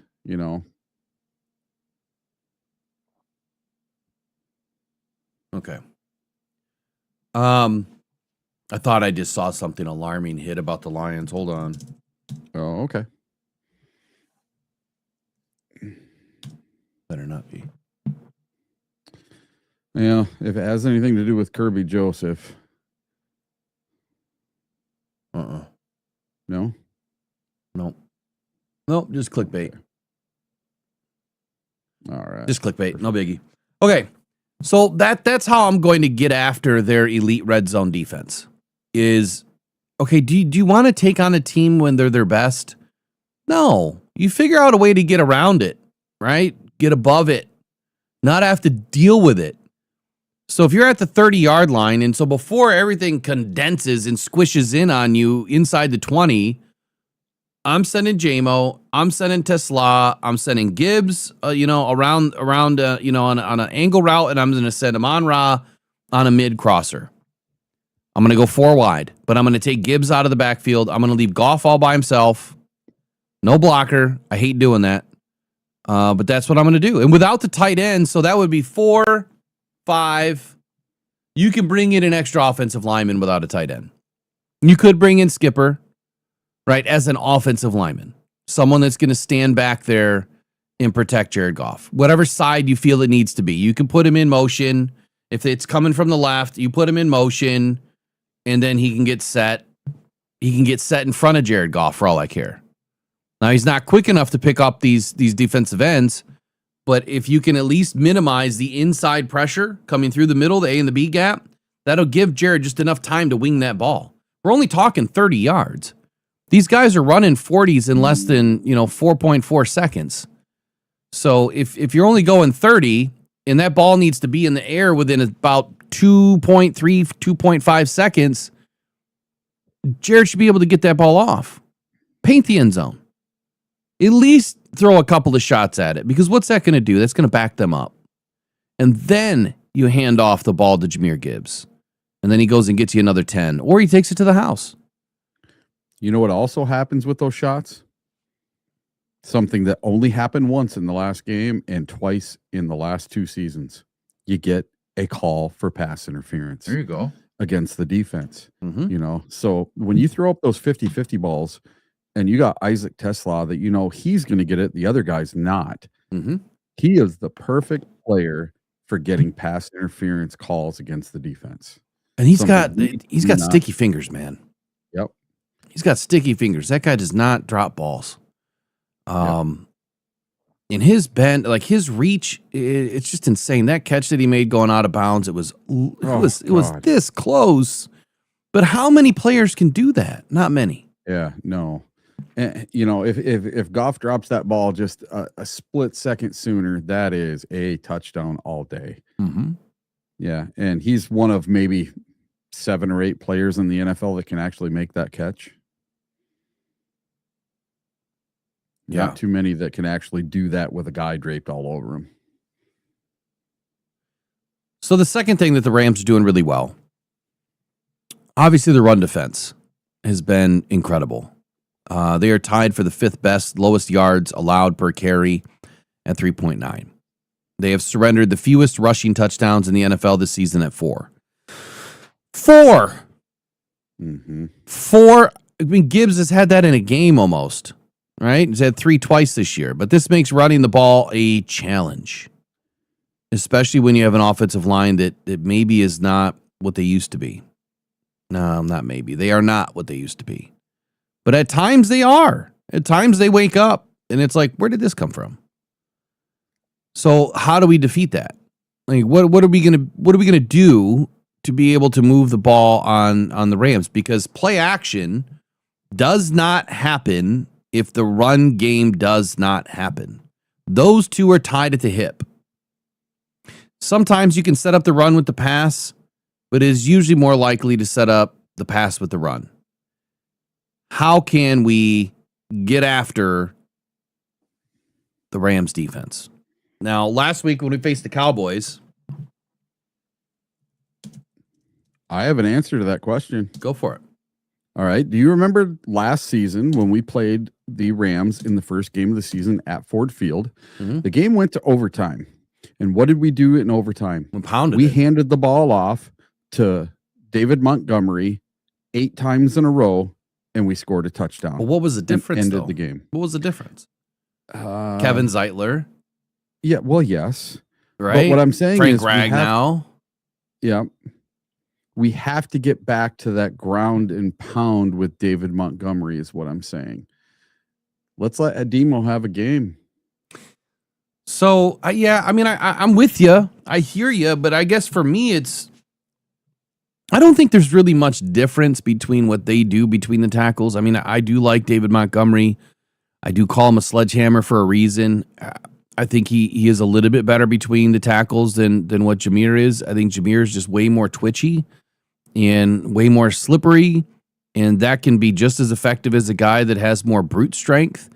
David will be the first one to tell you that he's not a power back.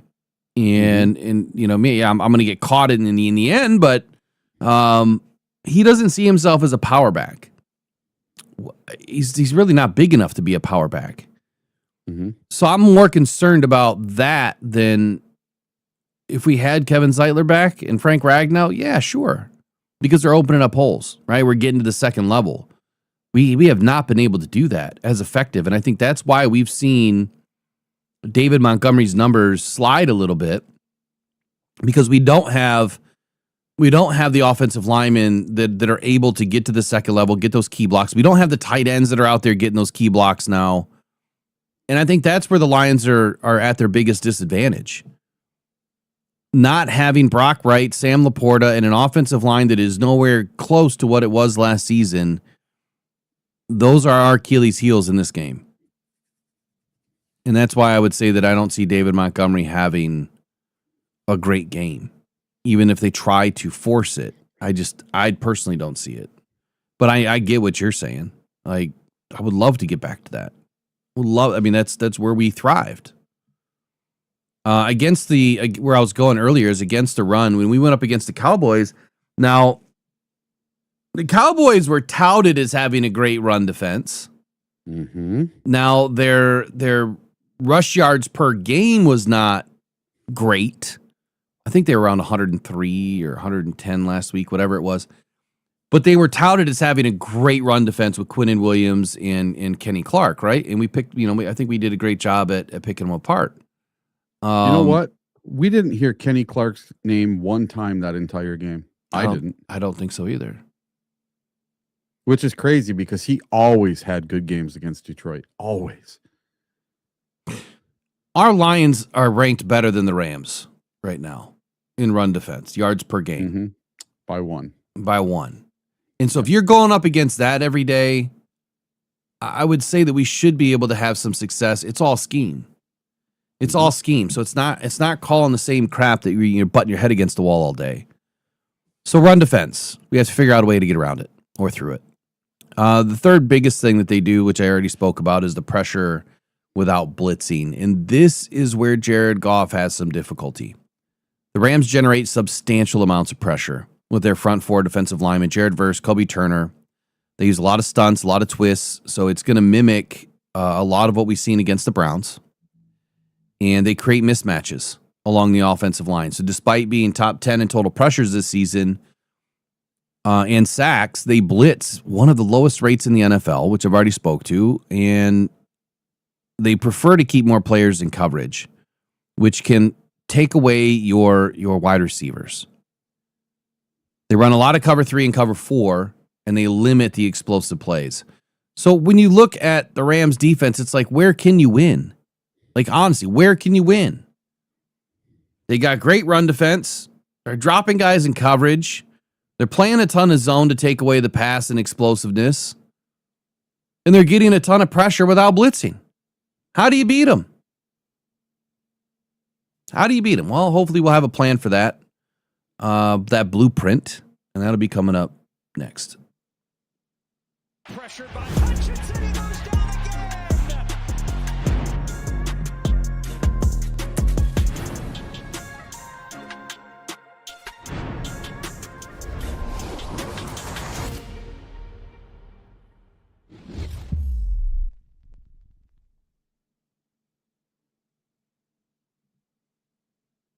All right.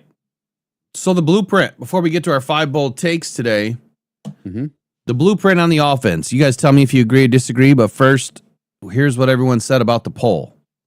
What is the number one reason the Lions could lose this game? Is it the offensive line, the no pressure on Stafford, Lions secondary, or the anemic run game for the Lions? Not saying that we have an anemic run game, but if we did against the Rams. 41% said the offensive line. 33% said no pressure on Stafford.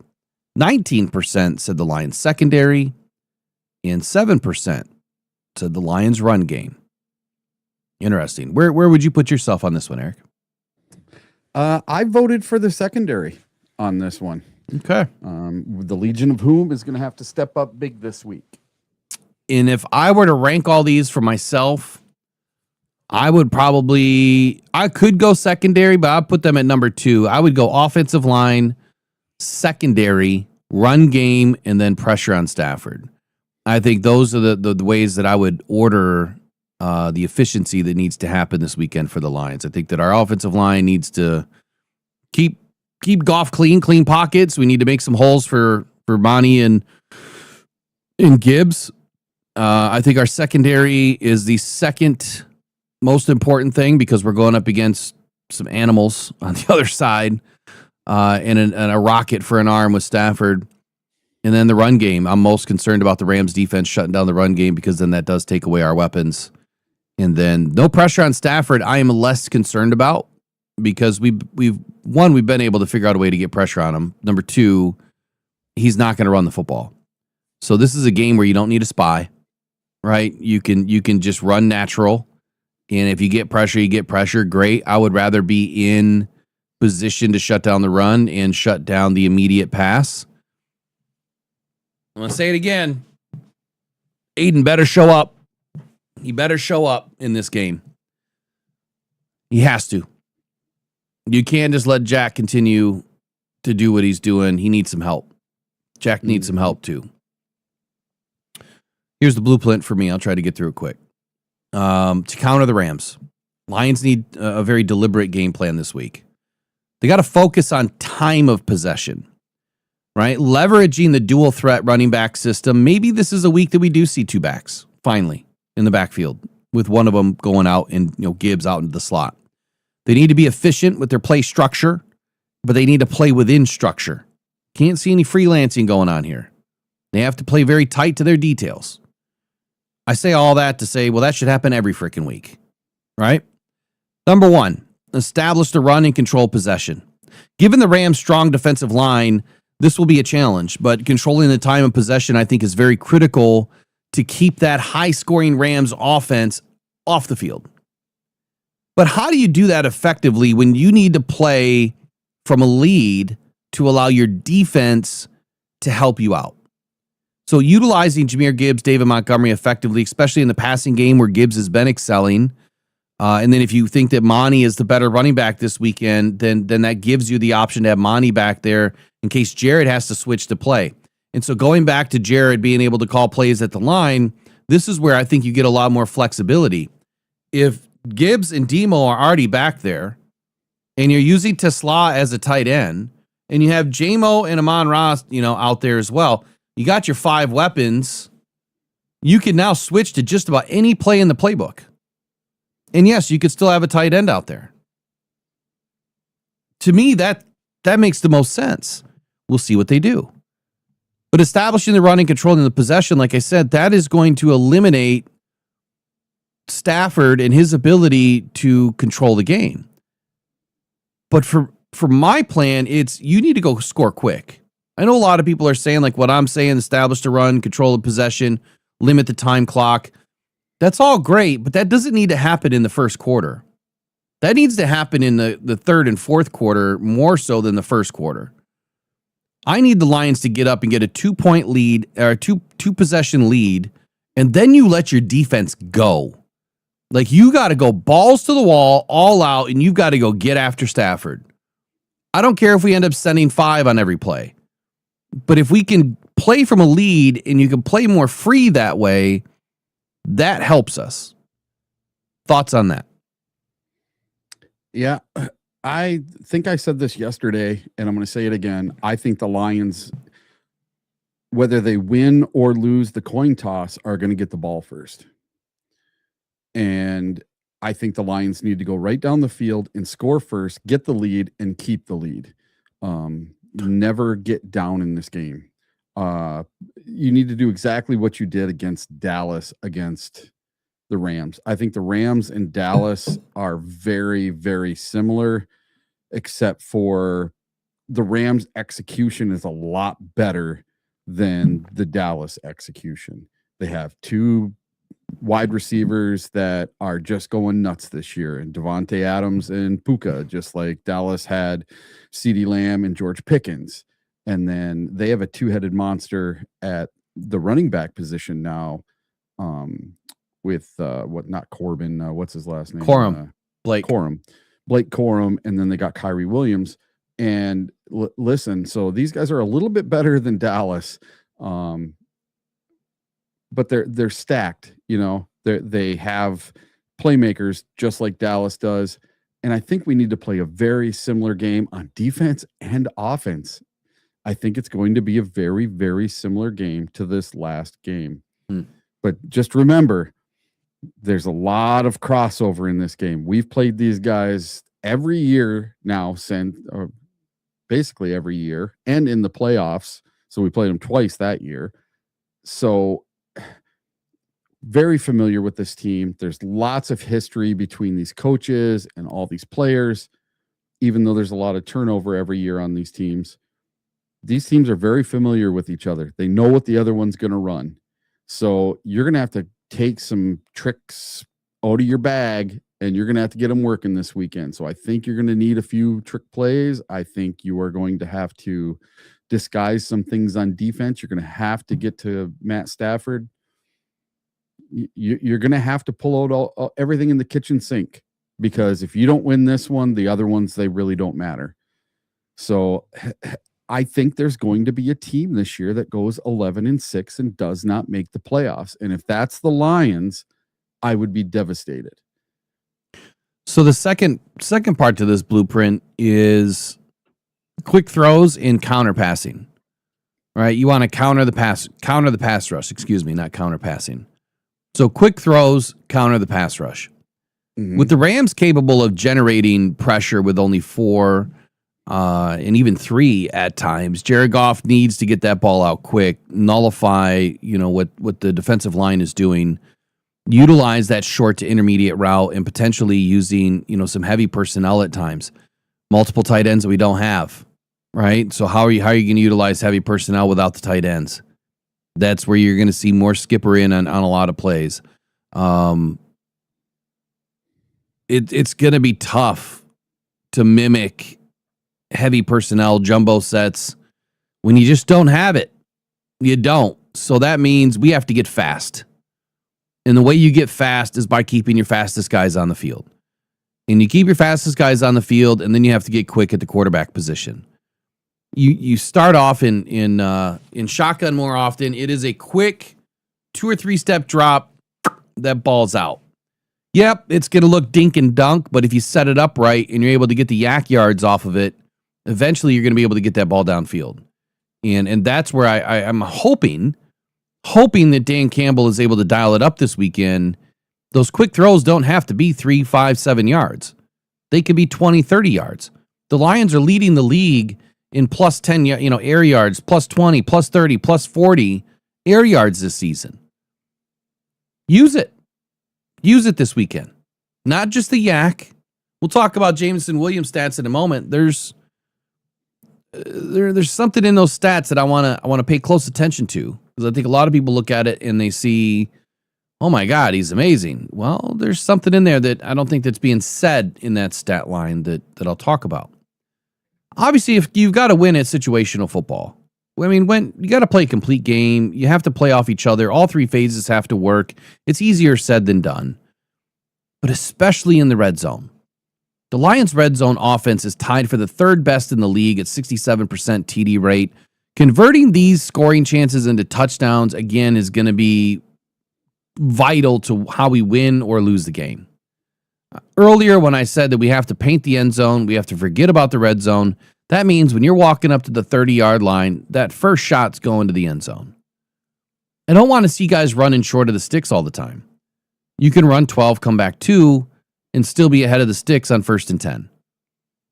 It's a little bit longer of a route, but not much. You're talking a second and a half to get out to 12 and back 2, and the ball's already out.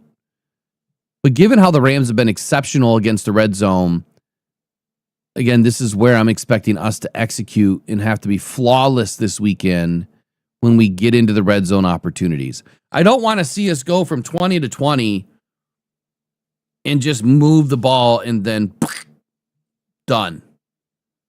I want to see us move the ball and take some shots. I don't want to see a bunch of flea flickers and stuff like that going on and trick plays. They're great when they work. They can blow up in a heartbeat. I don't want to see that happening unless it's the fourth quarter and we need something. But don't do it early. You're going to have to save that one. But I do think we will see one trick play in this game. I think they bring out the kitchen sink. I think you might see one in every quarter. Well, I don't know. I hope not, because a lot of those times, they haven't worked to our benefit this year. Well, fourth downs haven't been working to our advantage either. We are 0-7 on our last 7 fourth down attempts, which leads the league in the worst stretch of fourth down attempts in the league. But then last week we didn't even get to a fourth down. Yeah. And so that kind of we need. Yeah, and that's kind of where I'm going with this, minimize, which is the next key, minimize your fourth down opportunities. And you do that by minimizing your third down opportunities. Get rid of third down altogether if you can. It's dink and dunk a little bit. It's getting the ball out quick. But again, don't run short of the sticks. Try to convert first down. I know, again, it'd be great if every team could do that. You can't. But the Lions did an excellent job at doing that last week. They were moving from first to first to first. So they get into second down and then right back into first down. Don't be a 4-down team all the time. I think that our play calling fed us, it fed us a lot of hype at who we really were. Because without an offensive line that can win on 4th and 3 with a run, which is crazy to do, we can't do that anymore. We haven't been able to do it. We can't be that team right now. That identity, that ship has sailed for this season. We need to be a first and second down team. We cannot be a 4-down team. And I think the 4-down play calling has bit us in the ass. And I think Dan Campbell got away from that last week. And I'm hoping that Dan Campbell stays away from it like he did last week. I mean, clearly, if you have to do something to win the game and you need 4th down, you need 4th down. But I don't want to see 4th down on our 30, on our 40. It has to be north, like Andy Reid did. Has to be north of the 50. It has to. I do not want to give Matthew Stafford a short field. You give him a short field, it's one pass. When we're at our own 45, just punt the ball on 4th down or try for a long field goal. Don't do this go for it and then give them the short field like you did against Philly. Maybe he's learning his lesson. Maybe he's not. I don't know. Our offense needs to keep us out of 4th downs is all I know. If we're anywhere near decision time, I don't care. I'd rather see Goff on 3rd down, take a sack and get us out of going for it range than us going for it all the time. Seriously, we just need to learn to punt more and take field goals when they're available. We're down on our goal line. We're up by 10 and we're trying to go for it on 4th and 3. Why? Just take the 3 points. Just take the 3 points and stay up by 2 scores. That's the one thing we need to clean up as a play caller for Dan Campbell.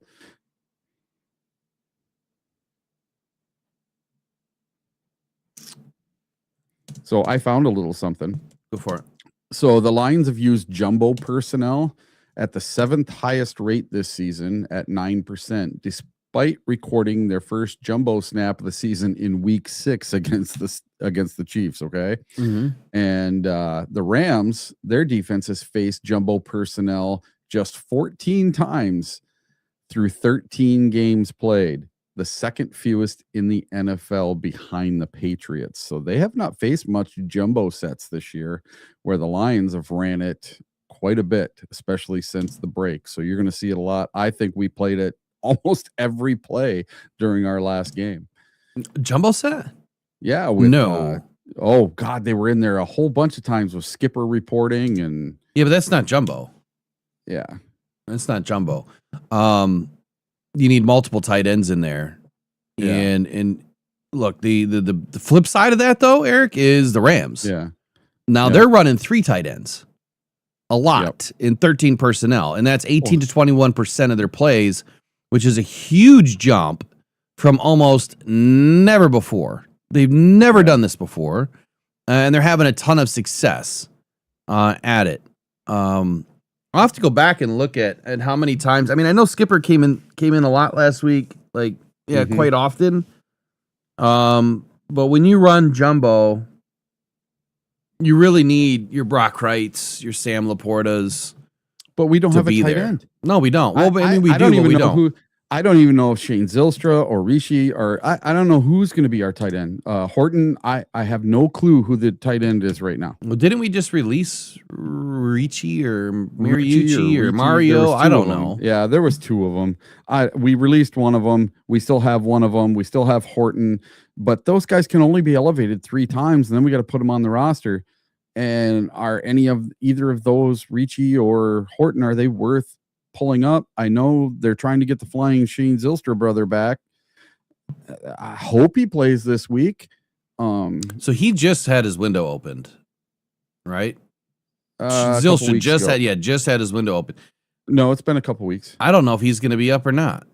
Yeah, it'll be close. They were hoping for. Dan said the other day he's hoping that Shane Zylstra plays this week. Well, we really need him as long as he can play at a high level. And he played in practice. So yeah. Jumbo formation. Just to clarify, you need at least 2 to 3 tight ends. Right? It's typically 2 tight ends and then an extra offensive lineman like Skipper. They consider Skipper a tight end. Yeah. On those plays. Yeah. Because he's eligible and he can go to receive a pass. So right. He's technically a tight end on the play. So your jumbo formation is multiple tight ends, 2 to 3, or sometimes an extra offensive lineman with 2 tight ends. Fewer wide receivers. Your alignment, your tight ends, or Skipper, they're gonna be next to the tackles, and then sometimes you even have a wing back outside of them. Sometimes you don't. It creates a big edge for blocking. Usually it's short yardage runs, power football. It forces defenses to kind of stack the box against you. And then occasionally you surprise them with a little bit of play action to kind of go over the top. So that's where I see the Rams in utilizing their jumbo sets, their 13 personnel.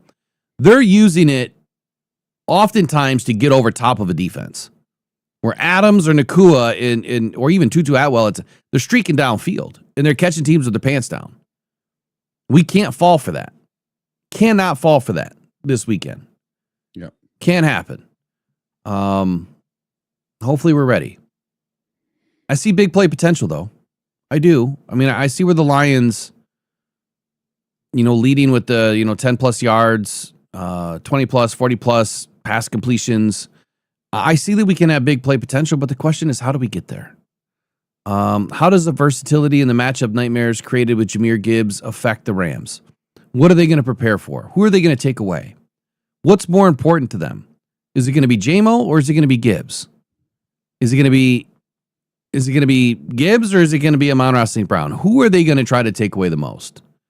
That is the biggest question that they're going to have to answer. And you know what? We're going to see it all come to life on Sunday afternoon.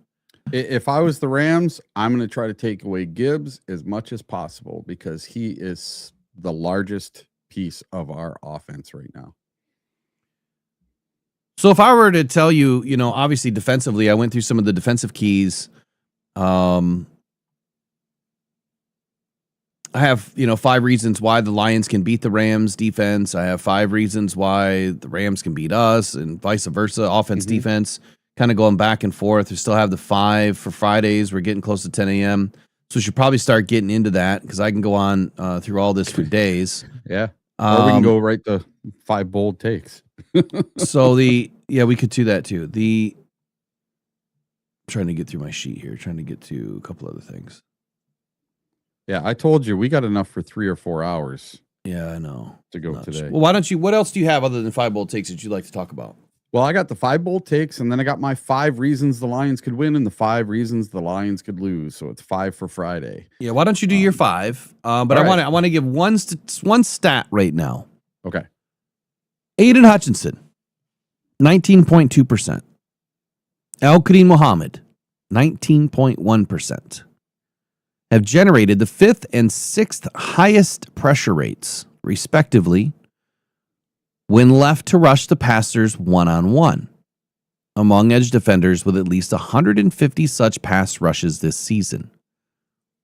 Hutchinson has 57 pressures, including 7 sacks when left one-on-one, the most of any defender in the NFL, regardless of position. This week, probably won't see Aiden on a bunch of one-on-ones. And my biggest gripe with Aiden is that he's not winning against the chips. He's not winning against tight ends. He's not beating double teams. And we're probably going to see some of that. What can Aiden do this weekend, in my opinion, if he's going to get stacked up? What can he do to help this team win? And the number one answer is just contain. We still have Blake Corum on the other side. You still have an effective run game on the other side, and Blake Corum has come alive lately. So if he just contains, that is more than enough to help this defense win. Because if he just starts containing, right, and then the Rams see Aiden not doing a whole bunch, just trying to shut down, setting a really good edge, just trying to shut down the run, because that's how you beat the Rams. You got to set good edges. Just like the Rams do. That's why their defense is so good. They set an edge, a hard edge, and you can't get outside of them. That's why they take away the run. It's more important to me to see Aiden set an edge this weekend than it is to get after Matthew Stafford. Set the edge, let the other guys work. But don't let anything run on the outside of you. Don't let anything run on the inside of you. No, I'm not worried about Matthew Stafford running the football. Take your chances when you get them. Right? Take those licks when you can deliver them. I don't want to see him. I don't want to see him free balling this weekend. I really don't. I'm less concerned of Stafford running, the football when he leaves that wide open D gap. But then again, if you hand that ball off to Corum and he hits that D gap, I mean, he's just as explosive as a lot of other running backs out there, and he can get to the end zone in a hurry. It'd be interesting to see how Shepard has him dialed up this weekend. All right, 5 for Fridays is coming up next. Pressured by Hutchinson, he goes down again.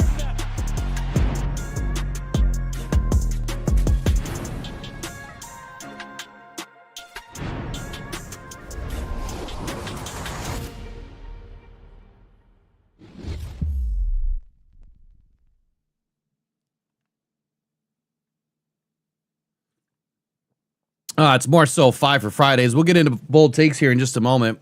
Eric, take it away. All right, so here's my 5 reasons why the Detroit Lions will win this game this weekend. Number 1, bully ball.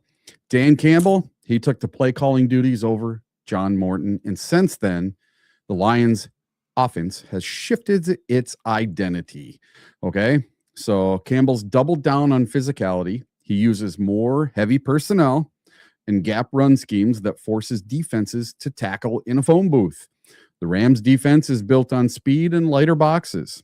Campbell's commitment to running the ball down their throats could wear out the Rams front seven by the fourth quarter, opening up play action shots for Jared Goff. So here's my question. Do you think this will be a run heavy game, and will MCDC rely more on David Montgomery more than in recent games?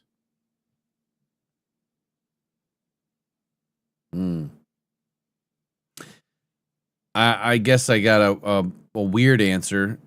I think that the identity should be to try to run heavy to set up the play pass, and it can all be dictated by how the Rams are defending it. So I think that the Lions are going to want to start by trying to run and set the run game.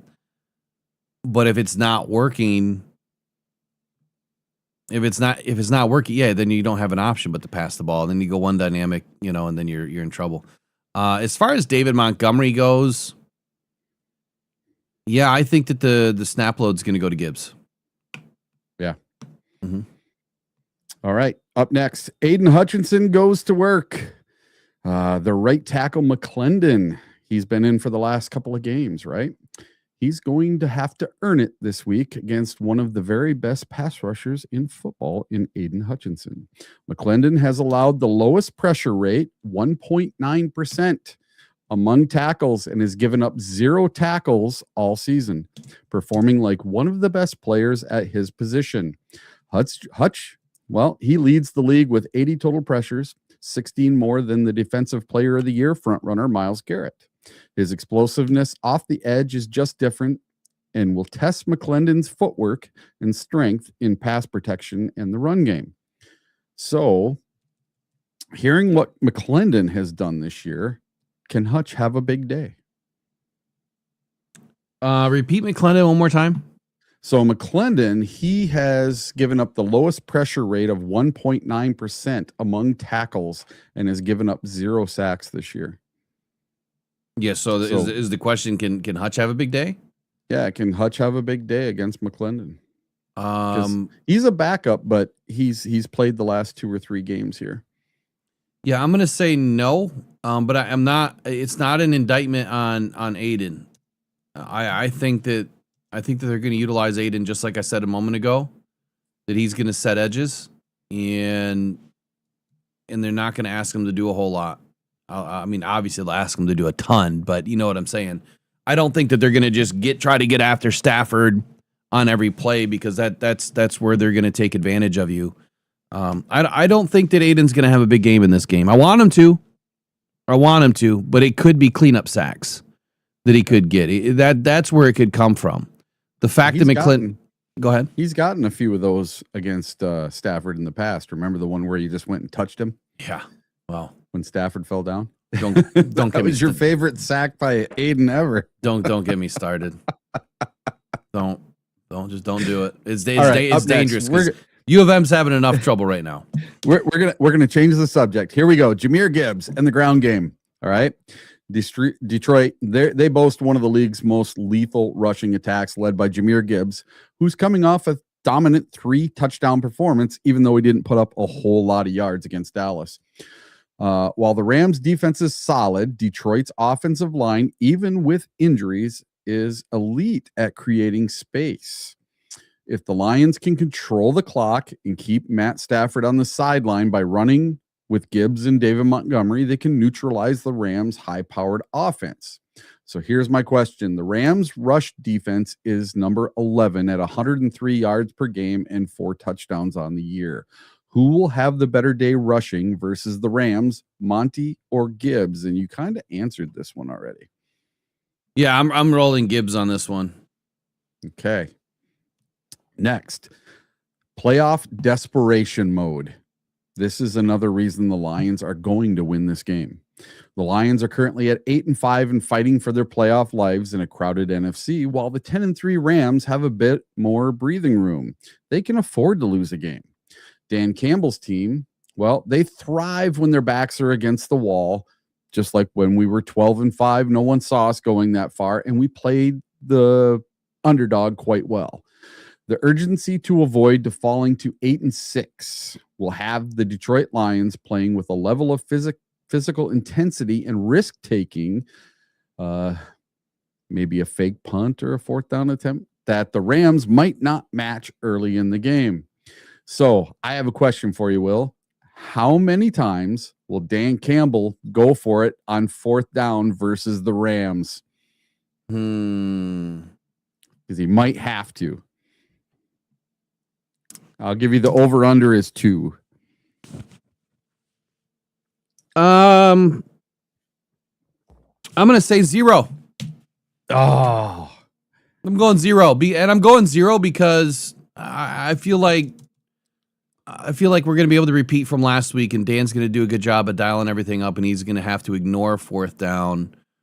But I will back that up with this. If we have to go for it on a fourth down, it will come in the fourth quarter.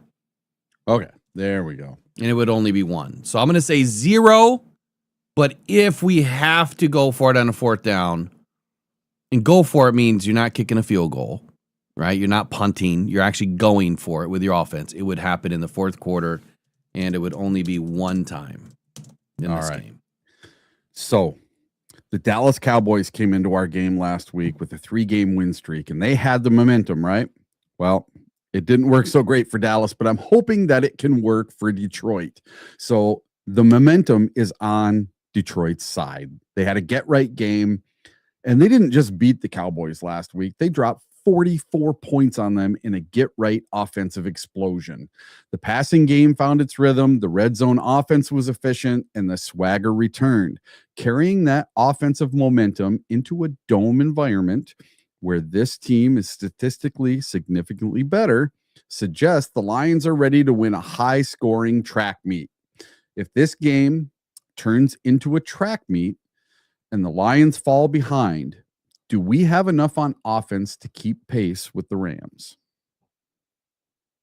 So if this turns into a boat race, do we have enough to keep pace? Yeah.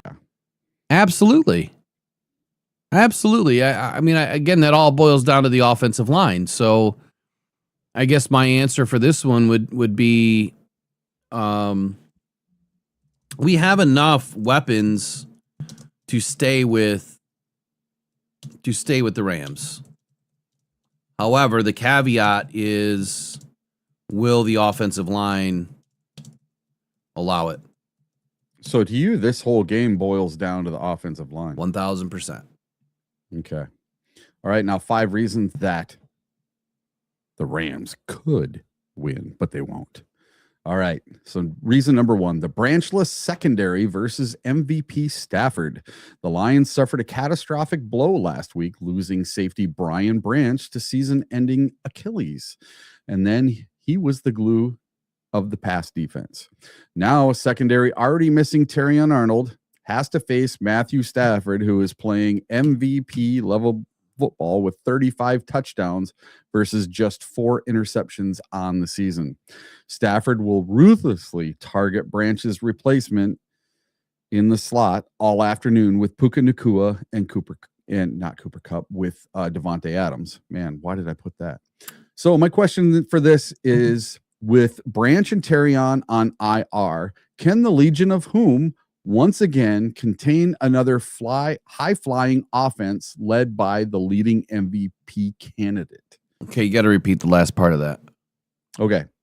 So with Branch and Terrion on IR, can the Legion of Whom contain this high-flying offense led by Matt Stafford?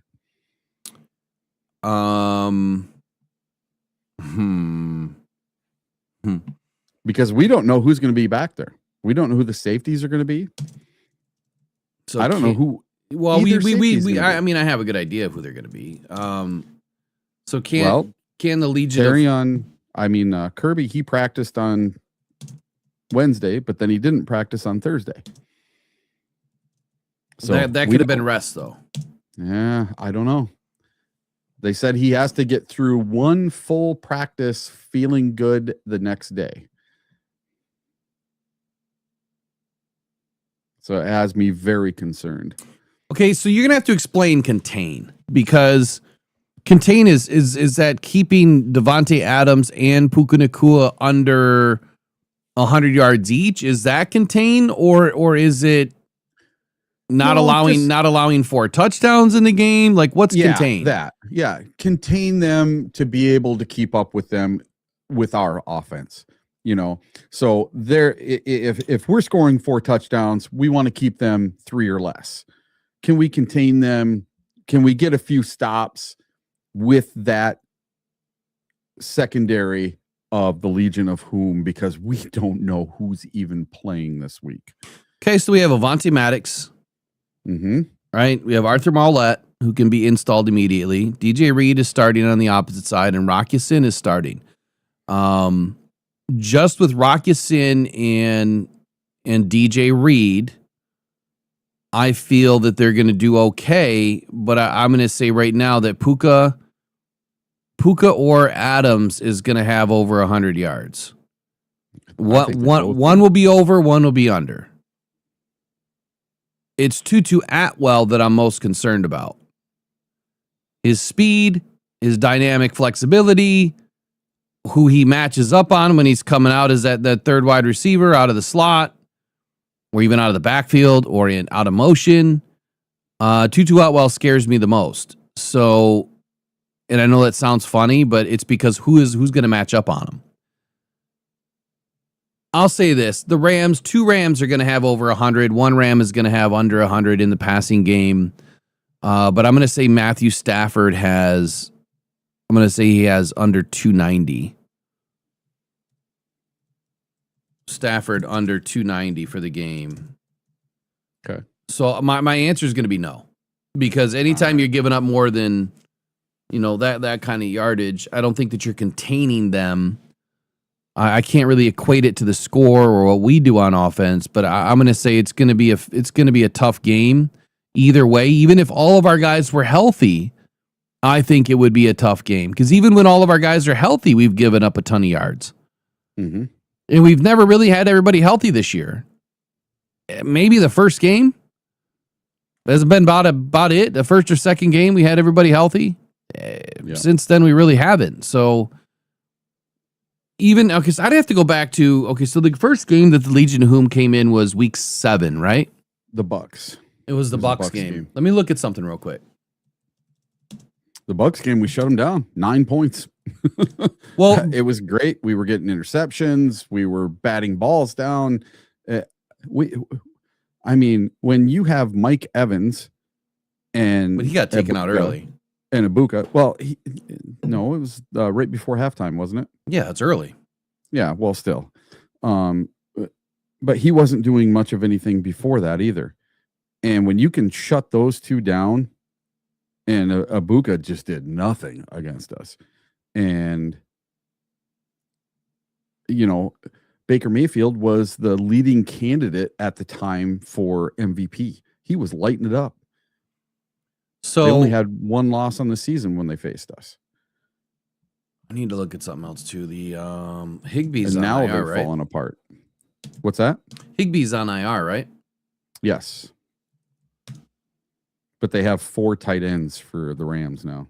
Yeah. I don't remember all their names. Well, they got Colby Parkinson, who's good. I wouldn't sleep on any of their tight ends. I got Allen Ferguson, who's good. What a huge part of our game we're missing without Sam Laporta. You know what's nuts is that when you look at the numbers here, you would look at these numbers and you would say, okay, we know that they're a dynamic offense, but Devontae Adams only has 56 catches on the season. He's played 13 games. Puka Nacua leads the team with 93 receptions on 118 targets. He has 1186 on the season. So it's only about 200 yards more than Amon-Ra St. Brown, who he's missed at least 1 game this year, right? So no, he didn't miss a game. Yeah, thought he missed. Amon-Ra missed 1 game. Thought he missed 1 game. But Devontae Adams only has 718, and then below him is Colby Parkinson, who has 223, tight end. Yep. So they're not alarming numbers. And when you look at the running backs, Blake Corum, 13 yards receiving. Kyle Kyron Williams, 197. That does not alarm me, but they both can be dynamic pass catchers if they're utilized that way. They just haven't been utilized that way as often as maybe we do, right? Because we put our guys out there to pass you to catch some footballs. Here's what I'm going to say. Can the Legion of Whom contain the Rams offense? I wish we had some more, numbers to kind of throw at this as far as under 3 touchdowns, under some yards. Yeah. But you know what? Well, let's just say 300 yards. Can we keep him? Yeah, well, under 1,000%. yards? I'm going to do this. I'm going to change my tune. I think Rock Ya-Sin. I think Rock Ya-Sin's going to body Adams. And then you're going to have DJ Reed on Puka Nacua, but I think the Lions are going to probably be smart here, and they're going to bracket Puka. You're going to take Puka out of the You're going to take Puka out of the game.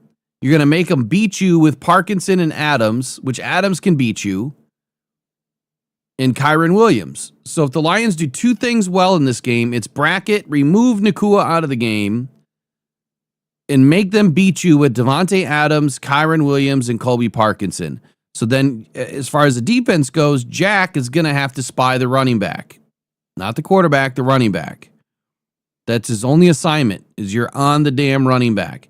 If we're going to run 4 naturally, that's great. We don't need to blitz a ton in this game. I wouldn't blitz a ton in this game. I would put a bigger package in for the defensive backs.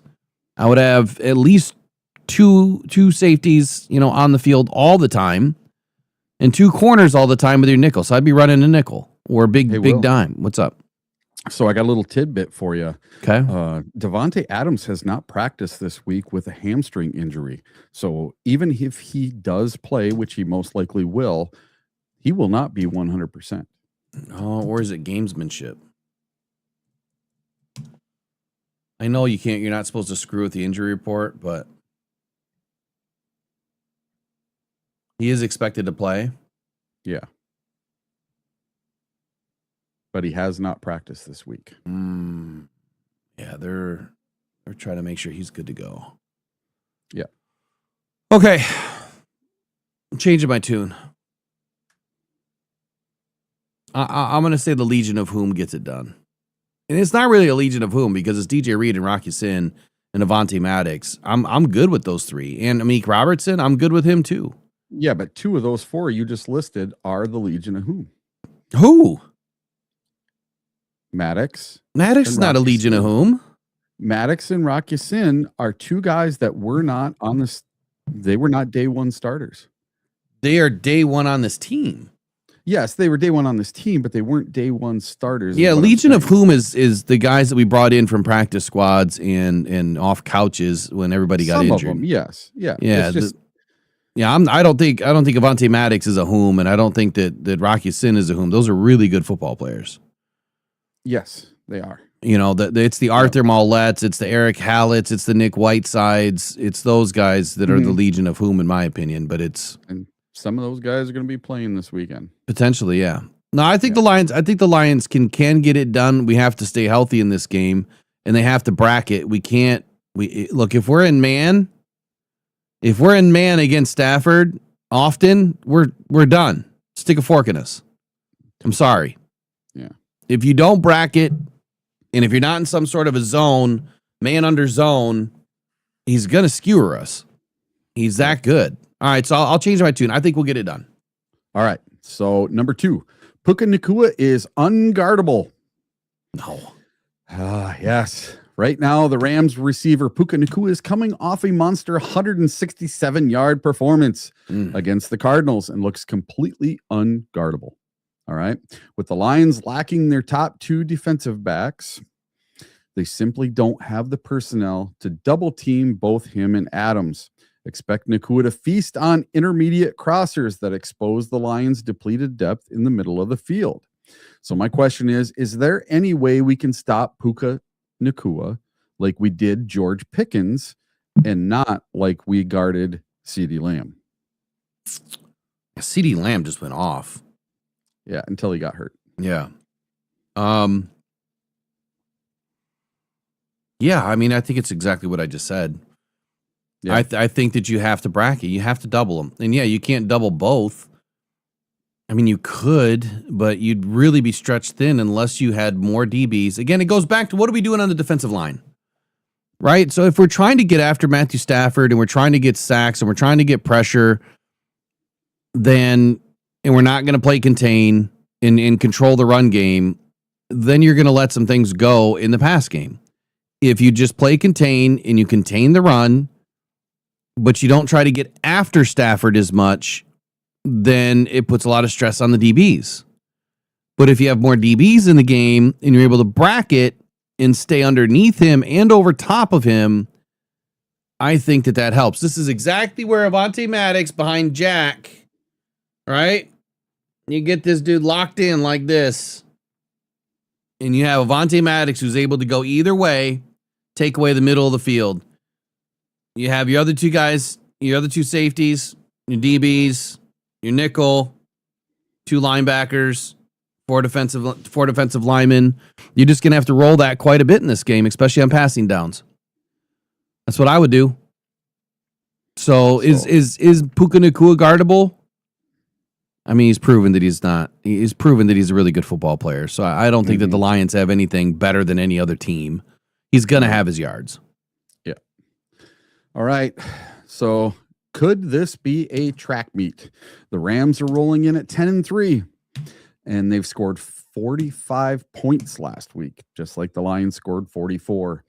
They're built for the fast track at SoFi Stadium. And while the Lions offense is dangerous, they are missing their safety valve in Sam Laporta. Okay. In a game that projects to be a shootout with an over under of 55.5 points, the Rams, they have their full arsenal of weapons healthy. Okay. While the Lions, they're trying to tape together their offensive line and the tight end position. With Sam Laporta out and on IR, if Shane Zylstra plays this weekend, will he be enough for the Lions at tight end versus the Rams? Shane Zylstra, I think he can surprise some people. He had a couple good games, but he's coming back from an injury that he's been out all season. He has zero cohesion. If anything, he's going to be put in this game to block, and that worries me. Because again, no cohesion, has not taken any hits. You know what I'm saying? Like he was never the best blocker. Yeah, exactly. He was never the best blocker anyway. I think he can be utilized in some situational passing downs where you need to get a couple of yards. I bet you he gets one target the whole game. So really, what's the question then? Is he enough? Is he going to help us? Yeah. Do you think he's enough at the tight end position? Because we have no tight ends. No, I'm going to. Our offensive line is duct taped together, and we just don't have anyone at tight end. If he plays, is that enough at tight end for this week? No. So here's what my answer is going to be. I'm going to say that Zylstra will have less than 2 targets and won't be a factor. Won't be a factor at all. Okay. All right, up next, Blake Corum and Kyren Williams. The Rams, well, they've evolved into a pick-your-poison offense. If the Lions drop deep to protect their backups in the secondary, the Rams will hand it off to Kyren Williams and Blake Corum, who combined for huge yardage last week. This balanced attack would keep the Lions' pass rush hesitant, preventing them from teeing off on Stafford. So this is my question. Do the Lions go all out to stop the run to start the game to make the Rams one-dimensional early on? Repeat the question. Do the Lions go all out, they go all in, to stop the run early in the game to make the Rams one-dimensional early? I think if we go all out against the run, like blitzing against the run, I think is stupid. It's some of the dumbest things that I've ever seen teams do. When you blitz against the run, it seems like you have more productive run game against teams that do that. I think you blitz against the pass. So if we go all out, I don't really know what you mean by going all out against the run, other than I think we just need to contain and put more bodies into the box if that's what you're saying, put more bodies into the box against the run. I think you just need to spy them. I don't think we're going to go all out. I think that we're going to play this. I think that we're going to play this with more calculated, reserved, but calculated strategy, meaning we don't need to blitz as much. We don't have to get after Matthew Stafford as much. You just have to focus on the run game by containing it. So give them their 3 yards. I'll give them 3, right? And if you can drop them for TFLs, great. So I'll give them their 3. I'll say we're going to play a contained game. I don't think we're going to go all out. I don't think we're going to have a loaded box. I think we're going to have more of a lighter box in this game, primarily because we need to take away the pass game. So I'm going to say no. The answer is no. We will have a lighter box and contain. All right, my last one. Playoff seeding motivation. The Rams are currently the number 1 seed in the NFC, and they control their own destiny for home field advantage. They are playing cleaner, more disciplined football right now than a Lions team that, despite winning last week, has been volatile defensively. All right, Sean McVay is 10-3 in December home games in his career. He knows how to close out the season. So my question, the Rams are healthy and playing very clean football right now. Do you think the Lions are just too beat up to be victorious versus the Rams? This is a game I'm putting 2 scores in. Because I see it going 2 ways. I think if the Lions can stop the bleeding early, like we're probably going to get, a couple of paper cuts early. If we get more than 20 paper cuts, we're going to have a problem. Yeah. But if we get a couple of paper cuts early and we're able to stop the bleeding, then I think that this is a close game that is probably won by less than 5 points. So my first answer would be this game is decided by less. I don't even know what the over-under is, by less than 5. 55. And then what are the Rams favored by? 6. Okay.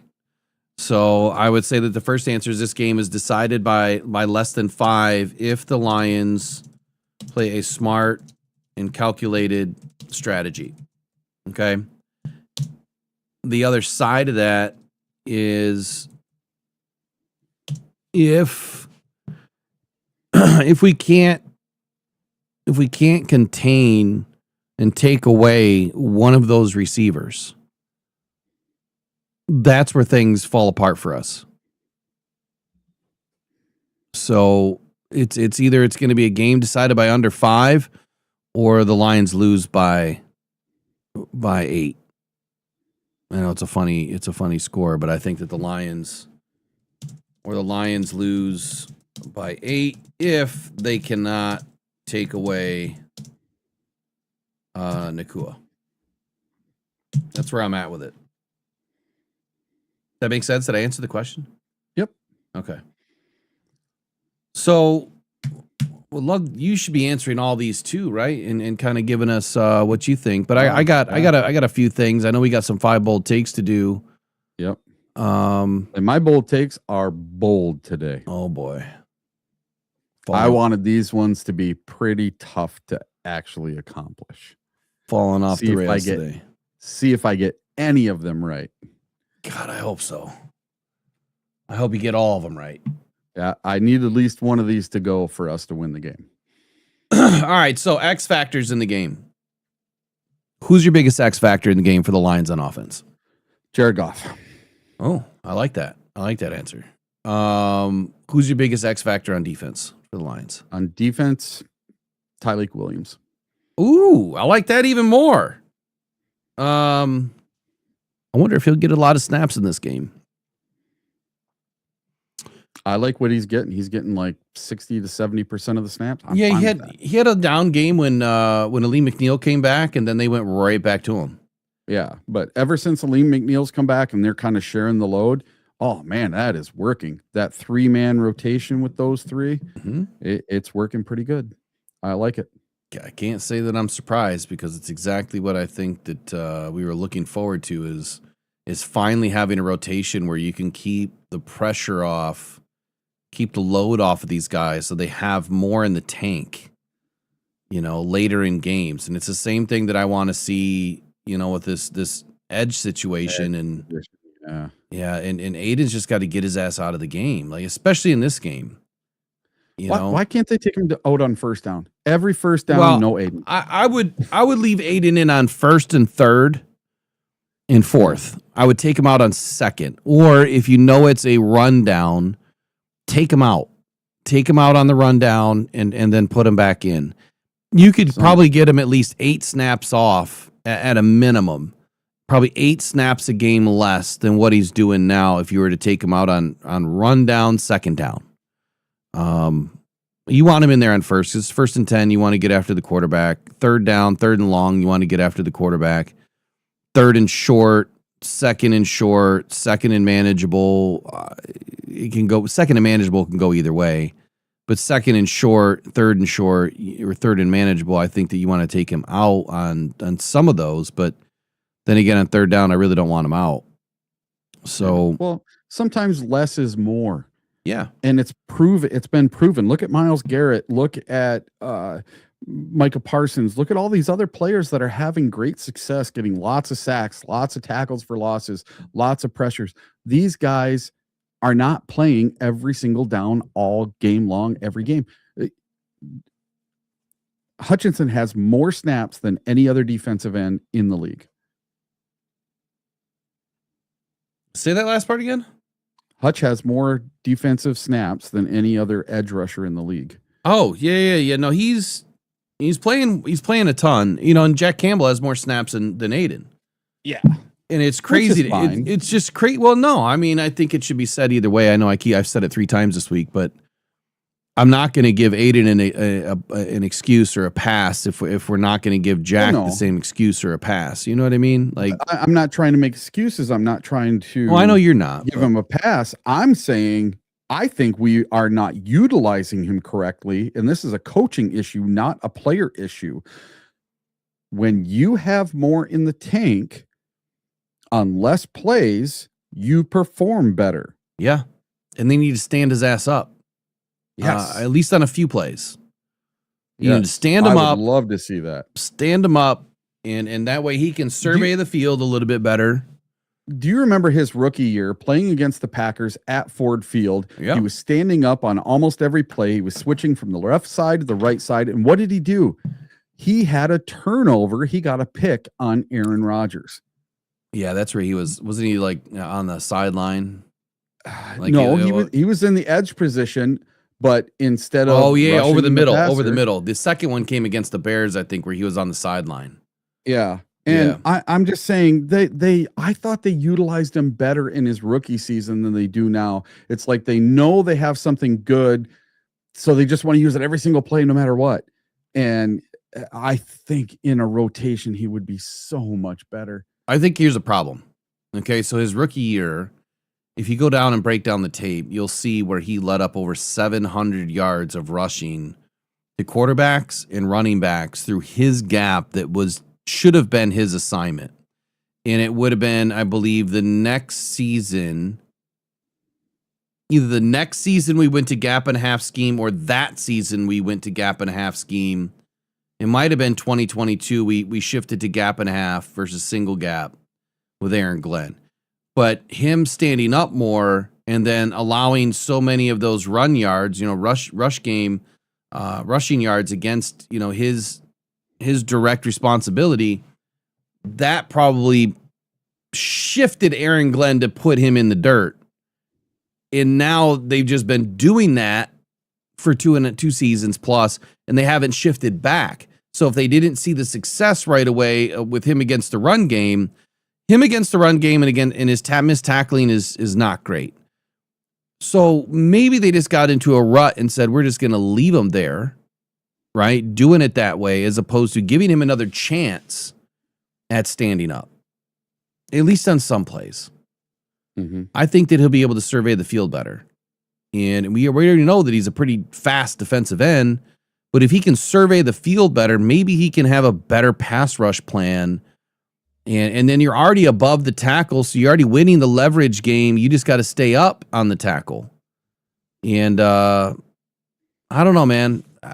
Maybe that is a failure of Calvin Shepard this year, that he's not given Aiden another opportunity, because I think that we all agree that Aiden is a damn good football player.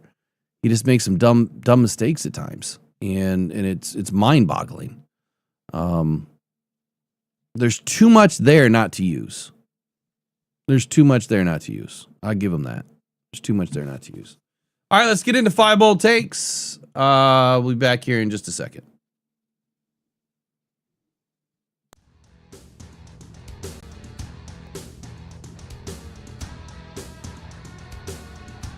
Throwing middle, caught inside the 5. Jahmyr Gibbs to the end zone. Touchdown, Detroit Lions. 14 yards on the strike. Goff to Gibbs. You can't cover that man one-on-one. You just can't do it. Nice job. Jared takes the snap, back looking, throwing middle. Got Amon-Ra inside the 2, to the 1, to the end zone. Touchdown, Detroit Lions. Amon-Ra, St. Brown. Amon-Ra, St. Brown. Eric, you're going first. Nice job. All right.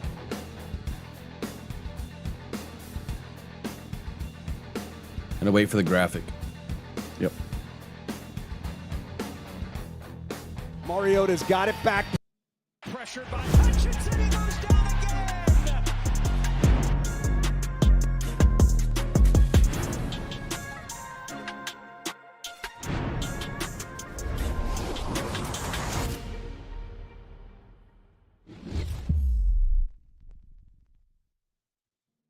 All right, Eric has 5 bold takes for the Lions and Rams week 15. Eric, what say you today on your 5 bold takes? Well, I hope you guys are ready for this. I have 5, count them, 5 bold takes. Number 1, a big day for Jared Goff. His most passing yards and touchdowns in a for the 2025 season. You fucking crazy, man. You And sound he's gonna insane. get- Do you realize that? He's going to get 16 total rushing yards and 0 interceptions. So that was bold take number 1. Bold take number 2, J-Mo.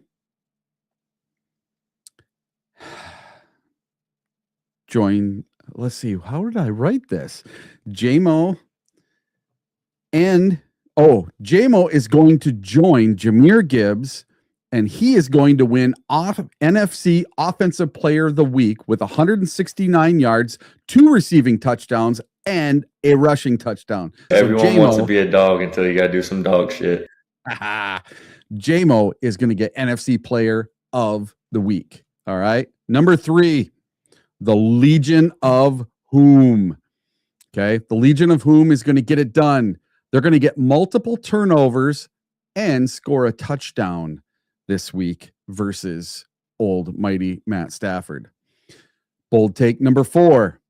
Aiden Hutchinson has his biggest day of the season with 2 sacks, a tackle for loss, 2 pass deflections, and an interception. I'm loving it. All right. Number 5, the Legion of Whom will play 2 safeties, not named Brian Branch or Kirby Joseph, and they pick off Matt Stafford, who has one of his worst games of the year, and it leads to a Lions victory. On 3rd and 14, Jones has got it, setting up a screen, and it's blown up. Oh, my goodness. Amik Robertson just sent ETN back to Jacksonville. So now it's time for my prediction for the game. This game is currently at 55.5 points and for the over-under, and the Lions are now 6-point dogs after starting out as 5-point dogs. Well, this time, Vegas makes a ton of money because 60% of the bets right now are on the Rams to win by 6 points. All right. I think that Vegas is going to back the Detroit Lions. Put on your tinfoil hats because the refs are going to be on our side this weekend. Detroit wins in a thriller They get the lead on the first series of the game, and they never look back. Detroit, 41, and the Rams, 34. Take that to the bank, and Vegas, they're going to win a bunch of money this weekend. Crazy stuff there. So 5 bold takes by Eric. So in the, I don't know, did you already put these in the sheet? Yep, on the bottom where it says 5 bold takes. Okay. All right, I was I trying got to to change it to the Rams. All right, so you got your versus- score 41-34 there. Yep. Okay. All right. Well, I guess it's now my turn. Trying to figure out what happened to my Straight down the field to the end zone. There it was. That's the one I was supposed to play, not a Meek. Ah. What's this one? Lions show 4 across the front. There we go. You know, I've had this Roadcaster for 2 years now, and I still have not figured out how to use the pads. All right, it's super simple. I can tell you like in 2 seconds. It's so easy. Yeah. One of these days I'll do it, and I'll put some surprise ones on there. It's super simple. All right, I got to find my bold takes. Hard to follow those. Yeah, those are kind of nutty. Yeah, well, see, I want them to be hard. I want them to be something that would surprise you if it hit. Because this is bold. This isn't just saying, I think this is what's going to happen. These are my out there bold takes.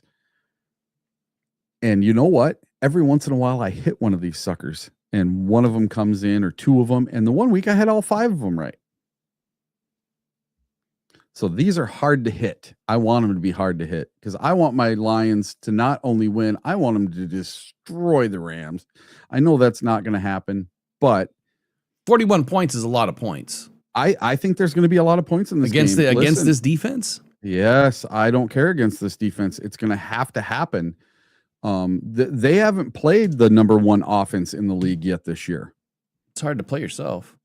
Yeah, and it's coming. This offense is coming to get some.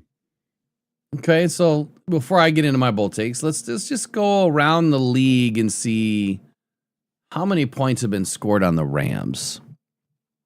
Okay. All right. Week 1, they won 14-9. Week 2, they won 33-19.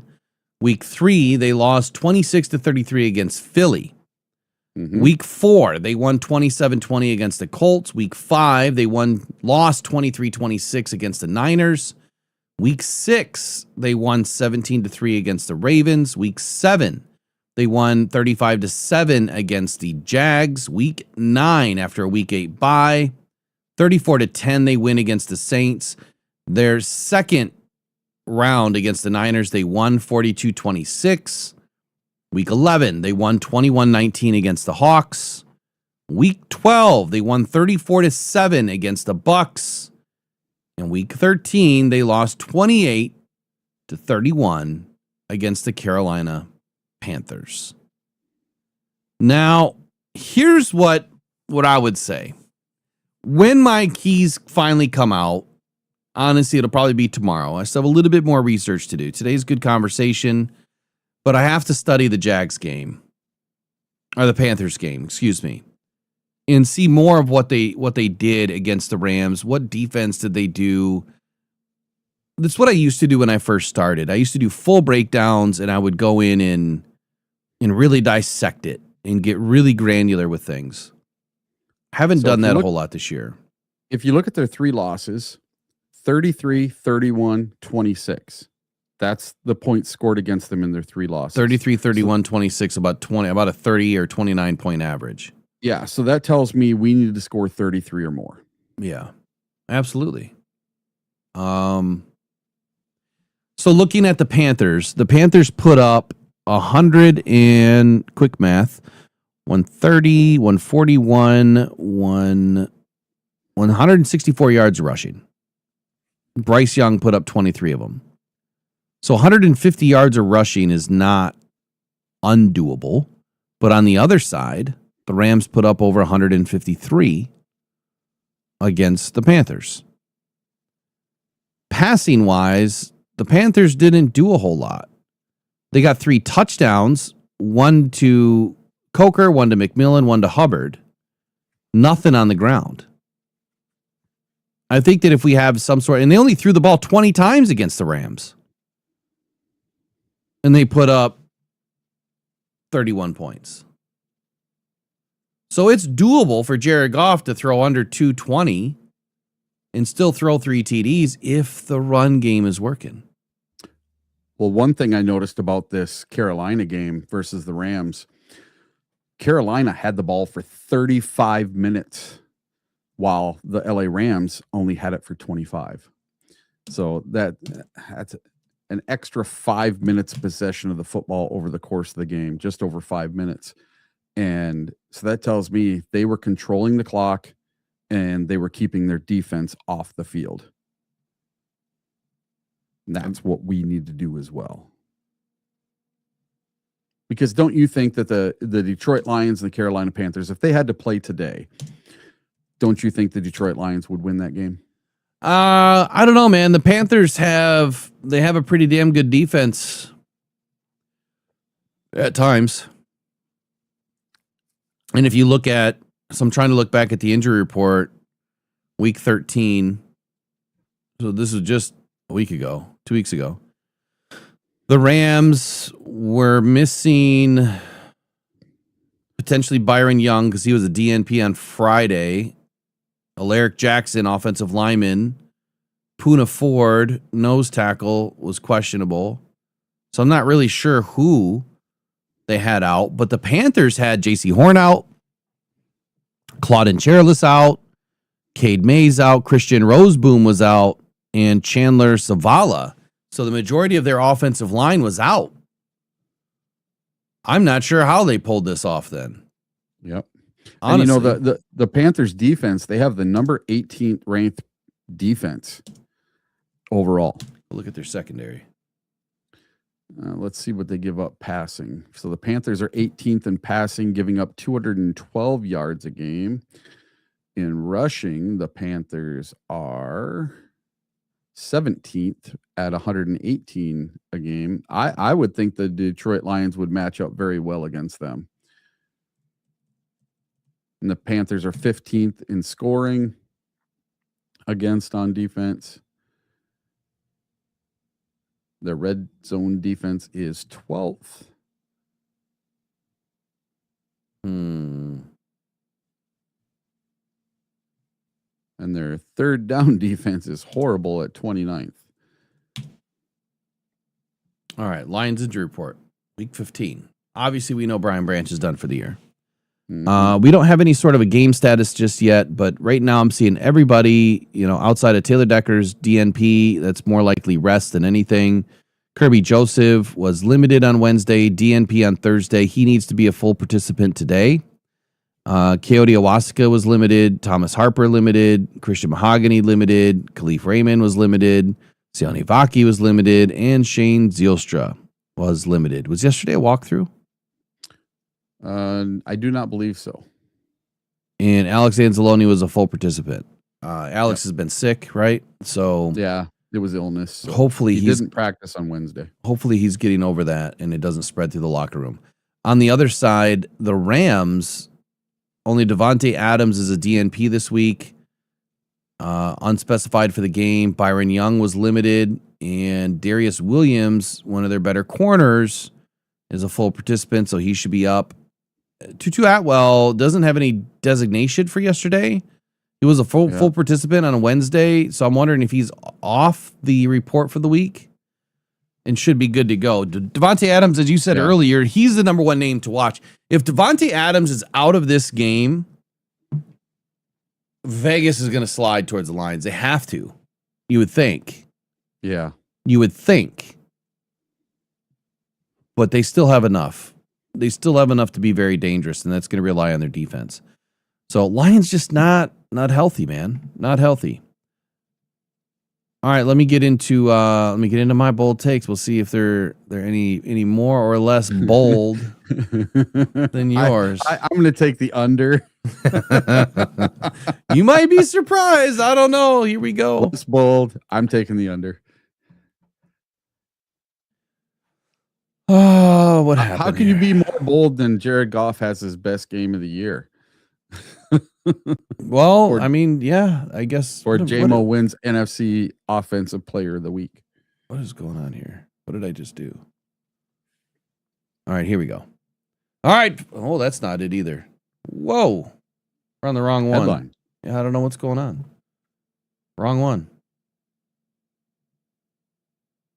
It's still not working. All right. Will Rock has 5 bold takes for the Detroit Lions and the Rams on the 14th of December.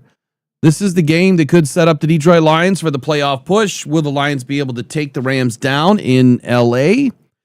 Will Jared Goff finish Matthew Stafford off one final time? Or will they meet again in the playoffs? All of those things are real scenarios. Jared Goff right now as a Detroit Lion is 2-1 against the Rams, beating the Rams both in regular season and postseason play.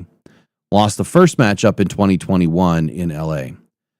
I'm going to start off with Jahmyr Gibbs. Why not? Because Jahmyr Gibbs has been one of the most electric players of the season. Given Gibbs' recent usage and the matchup advantages versus the Rams and the Rams linebackers, is it realistic to project him over 200 yards in this game again, both rushing and passing combined? Well, he's already eclipsed that mark one time this season, and he's coming off a stretch of games where he's accounted for nearly half of the Lions' offensive production. Expect the Lions to feature Jahmyr Gibbs heavily in both the run and pass game again, especially using him in motion, out of the backfield in the slot, and mismatches will be maximized against the Rams. Jahmyr Gibbs, bold take number 1, will have more than 200 yards combined against the Rams.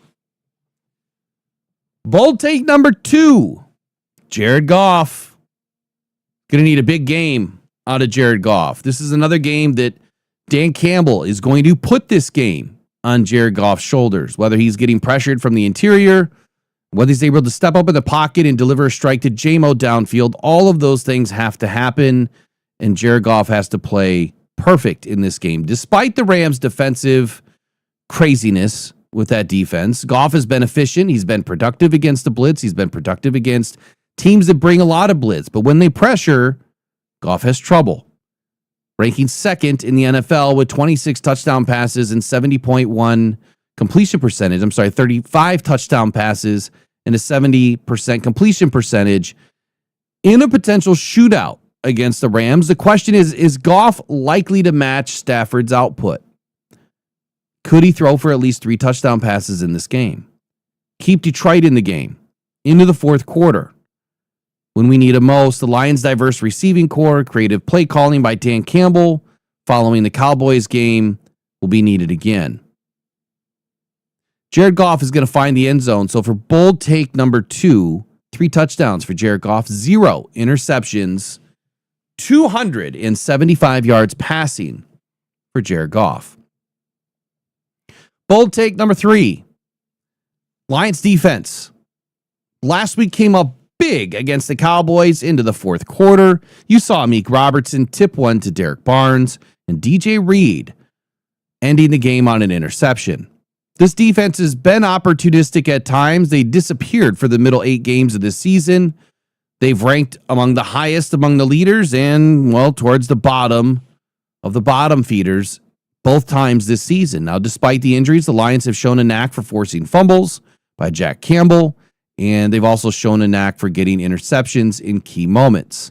Now, against the Rams, an offense that occasionally takes risks, and against a quarterback that has been extremely good at protecting the football, well, I'm projecting for my bold take number 3 that the Detroit Lions are going to force at least 2 turnovers in this game, 1 interception, and 1 forced fumble recovery, providing short fields for the Lions to get a quick strike. Bold take number 4. We need some big play out of Aiden Hutchinson and this defensive line. Now, whether Calvin Shepard is going to allow the defensive line to play free or reserved and play more contained, well, that's yet to be seen on Sunday afternoon. Now, Aiden Hutchinson is among the league leaders in pressures this season, but pressures that have not amounted to much. The question is, against a Rams offensive line that very strong, doesn't allow a lot of pressure or pressure or sacks, what will Aiden be able to do? Will he be able to beat his one-on-ones if he's afforded them? Or will he need more help from Al-Qadim Muhammad this week on the other side? Either way, we need Aiden Hutchinson to step up. And so I'm going to give Aiden another shot at it this week. Last week, he left me holding an empty bag, but this week, I'm expecting 2 sacks and a forced fumble. Remember that fumble I was talking about earlier with short field in bold take number 3? That will be Aiden's. Aiden is going to force a fumble, giving us a short field, and he's going to win his one-on-one matchups this week. He's been tested by Calvin Shepard, and he's been questioned by Dan Campbell to show up. And bold take number 5. Now, this one's not as exciting or sexy as the previous 4, but it's a big one.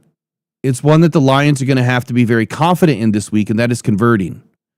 I don't want to be anywhere near sniffing a 4th down and having to go for it. And the Lions last week against the Cowboys, well, they were skipping right over 3rd down and getting right back to 1st down. They need to do it again. The Lions rank 18th in 3rd down conversion rate at just 38.6%, but they have shown the ability to sustain drives against top defenses when they're able to execute at a high level on critical plays. In this matchup, I expect the Lions to convert 50% or more of 3rd down conversions. But more so, I'm expecting the Lions to navigate many of their offensive possessions without needing a 4th down period in this game. And that's it for my bold takes. Lions convert 50% on 3rd downs. How'd I do, Eric? Not too bad. Just need your score prediction.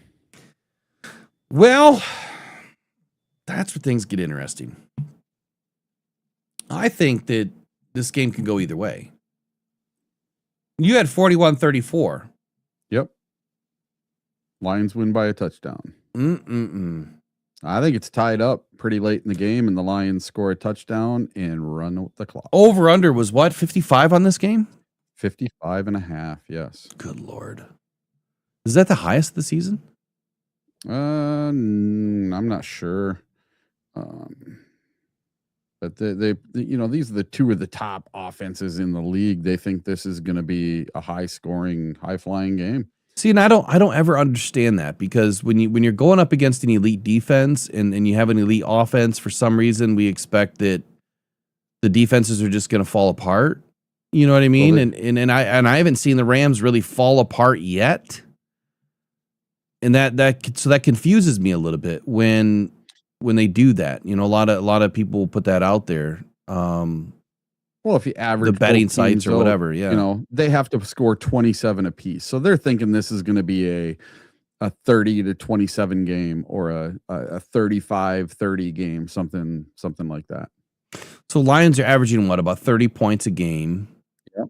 And the Rams are what? 29. So that's that's an over under of 60.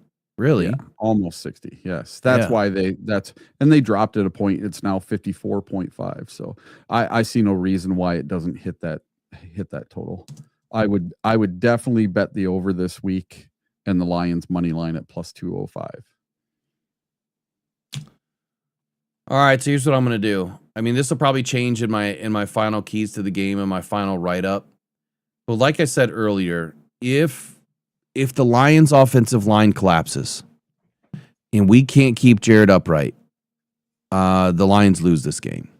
It all hinges on the offensive line at the very beginning of this game. So I'm going to say if that happens, then the Lions will lose 37-27. If that happens. Vegas would lose a bunch of money then. So Lions lose 37-27 if the Lions offensive line falls apart.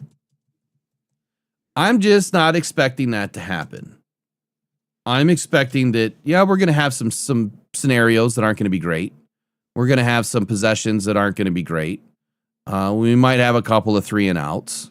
But I think that the Lions are going to rise to the top because the defense is going to come alive in this game. That's who we need to really show up.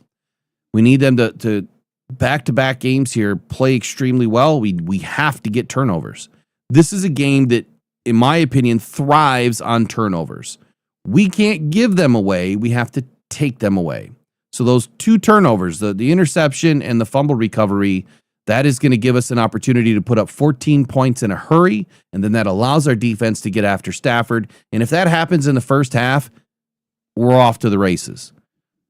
And that's what I'm hoping happens. So I'm going to give the Lions the victory here in a tighter score of... I'm trying to think here. Who do I have scoring? I have Gibbs, J-Mo, Demo. I'm going to go Lions win 31-24. So right at the over-under of 55, right? And you had 41-34? Yep. Yeah. So I'm going to go Lions win 31-24 as long as we hold up. Otherwise, Lions lose 37-27 if that offensive line falls apart. But it's just not going to happen. Final 30, 60, whatever you want. Whatever you want to finish with. Perfect. The Lions went up against the Dallas Cowboys, and the Dallas Cowboys were on this super hot streak, and everyone thought that the Dallas Cowboys were going to take that game. Their defense was playing lights out, and they were stopping the run, and they were doing all the right things. Well, that's the same exact scenario we're running into this week. A team that's been pretty hot other than the Carolina loss. This giant juggernaut of a schedule that we're facing this year. We're facing basically the hardest schedule we've ever faced in a season. And I think we're up for the challenge. This is our playoff game this weekend. This is crap or get off the pot time. This is nut cutting time. This is where you separate the good teams from the bad teams. If we want to be a good team, we have to win this game on the road against a favorite opponent that has an MVP. I don't know why I can't say that today. MVP caliber quarterback, facing our former cornerback. Just all the history in these two teams playing against each other. This and the Bucks is slowly or quickly turning into our rivalries. It's nice to see it with the Bucks because they used to be in the NFC North, but playing against the Rams is turning into this every season rivalry, and it's these games are always fun. These games are always high flying. So I expect a big score, and I expect the Lions to win because we have to. There's no ifs, ands, or buts, no excuses. Dan Campbell put together a good game plan. Let's get it done. Let's win this game. I'll see you guys on Monday. Derek Barnes, I see you 55. That's a big-time play. Well, that's what I'm expecting from the Lions, man. Some big-time play. Got to be honest here, man. There were some comments in the chat here that we should have highlighted. I'm going to come back because we didn't do any videos, so I'm going to come back and do some videos here in a little bit after I get a couple of things taken care of. But I would like to know what everyone wants for a score. I'm not seeing a lot of score predictions here in the chat, so you guys got to drop it in the comments after the show is done. Go to the comments, put all your score predictions in, and what you think the biggest plays of the game are going to be. Here's what I see here. Like I see a quarterback that, as he ages, is seeing things even better and better and better. And Matthew Stafford doesn't make bad decisions. Sometimes he makes bad decisions when he's under pressure. When the last game. He was seeing the lights in the playoff game, right? And he was making some bad decisions. If we can get after him that way, then we're going to have our way with the Rams. 4 interceptions is what he has on the season. 4. And I'm predicting that he's going to give up another one today or another one on Sunday. And if that can happen, I think that's how the Lions win this game. It's that interception that is going to help us put some points on the board. And that fumble that I'm predicting should happen, hopefully happens, is what's going to put us over the top to be able to send our defense home. This game comes down to protecting the ball and taking the ball away in our offensive line. If we can take care of those 3 things, play clean football, not get a bunch of penalties, which we didn't really touch on a lot today, we just can't have the penalties. We can't have one illegal formation in this freaking game. So bold take number 6 No illegal formation penalties in this game. It's stupidity at this point. It can't happen. Yeah. Can't happen. So that's really it. We'll see you guys over the weekend. I'll be live streaming the game, of course. I'll get back here later on and do a couple of things and try to jump in tomorrow as well. So you guys have a wonderful day. Go Detroit Lions, man. Go win this game. Keep us in the hunt. Put us back on top. Let's get it done. All right? Sky's not falling yet. Not yet. We'll see you guys tomorrow. Or see you guys on Sunday. Pressured by